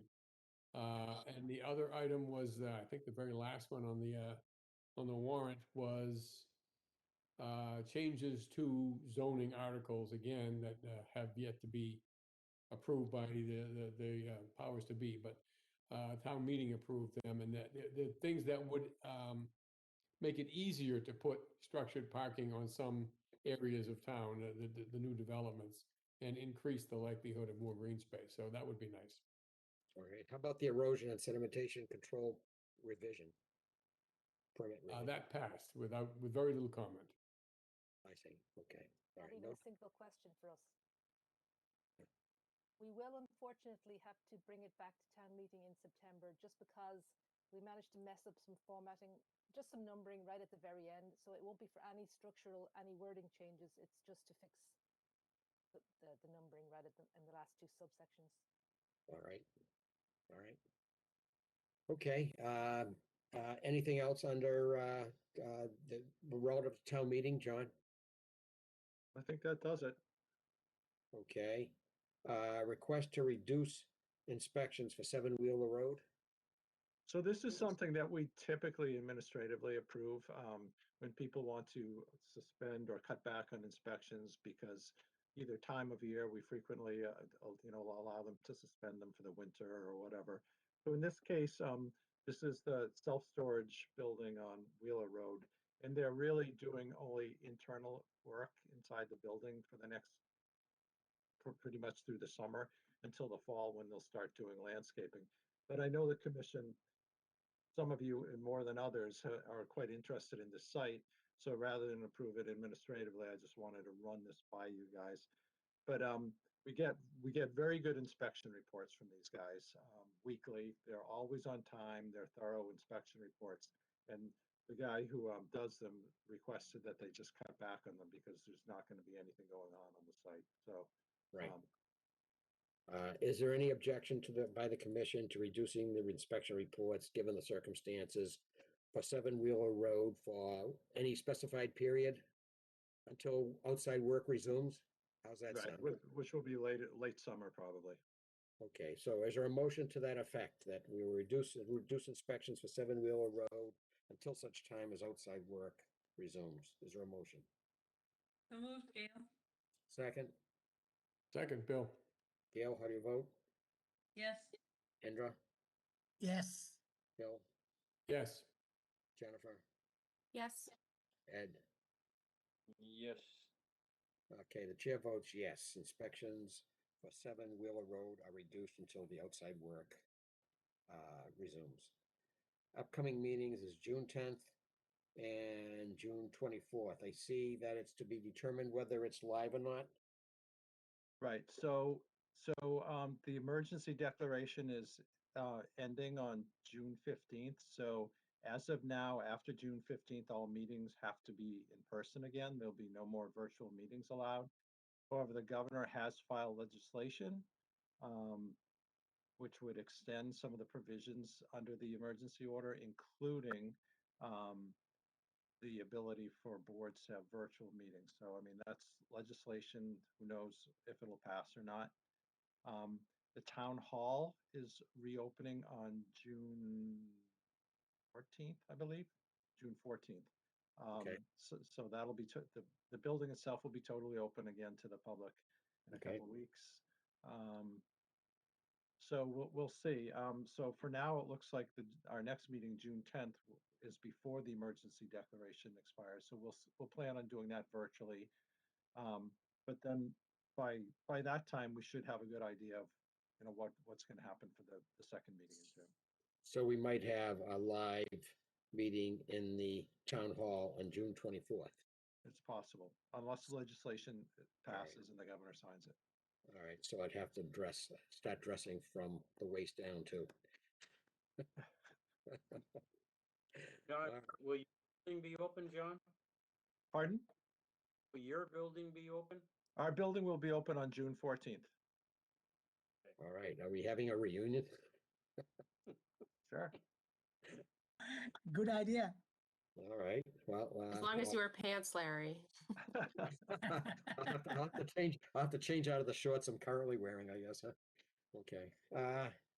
Anyways, other business, folks, is there anything under other Can I business? just remind? This is Bill. I will not be at the next meeting on June 10th. Sorry, All Bill. right. I was talking at the same time as Bill. Just Okay. remind everybody to come and sign the signature sheets either tomorrow if you can or Tuesday because we're closed on Monday. All right, I will probably likely be out August 12th if that's the next meeting. So if there's any other people planning something on the summertime, might want to let the staff know, let John and Eileen know. Okay. Other business, is there anything else?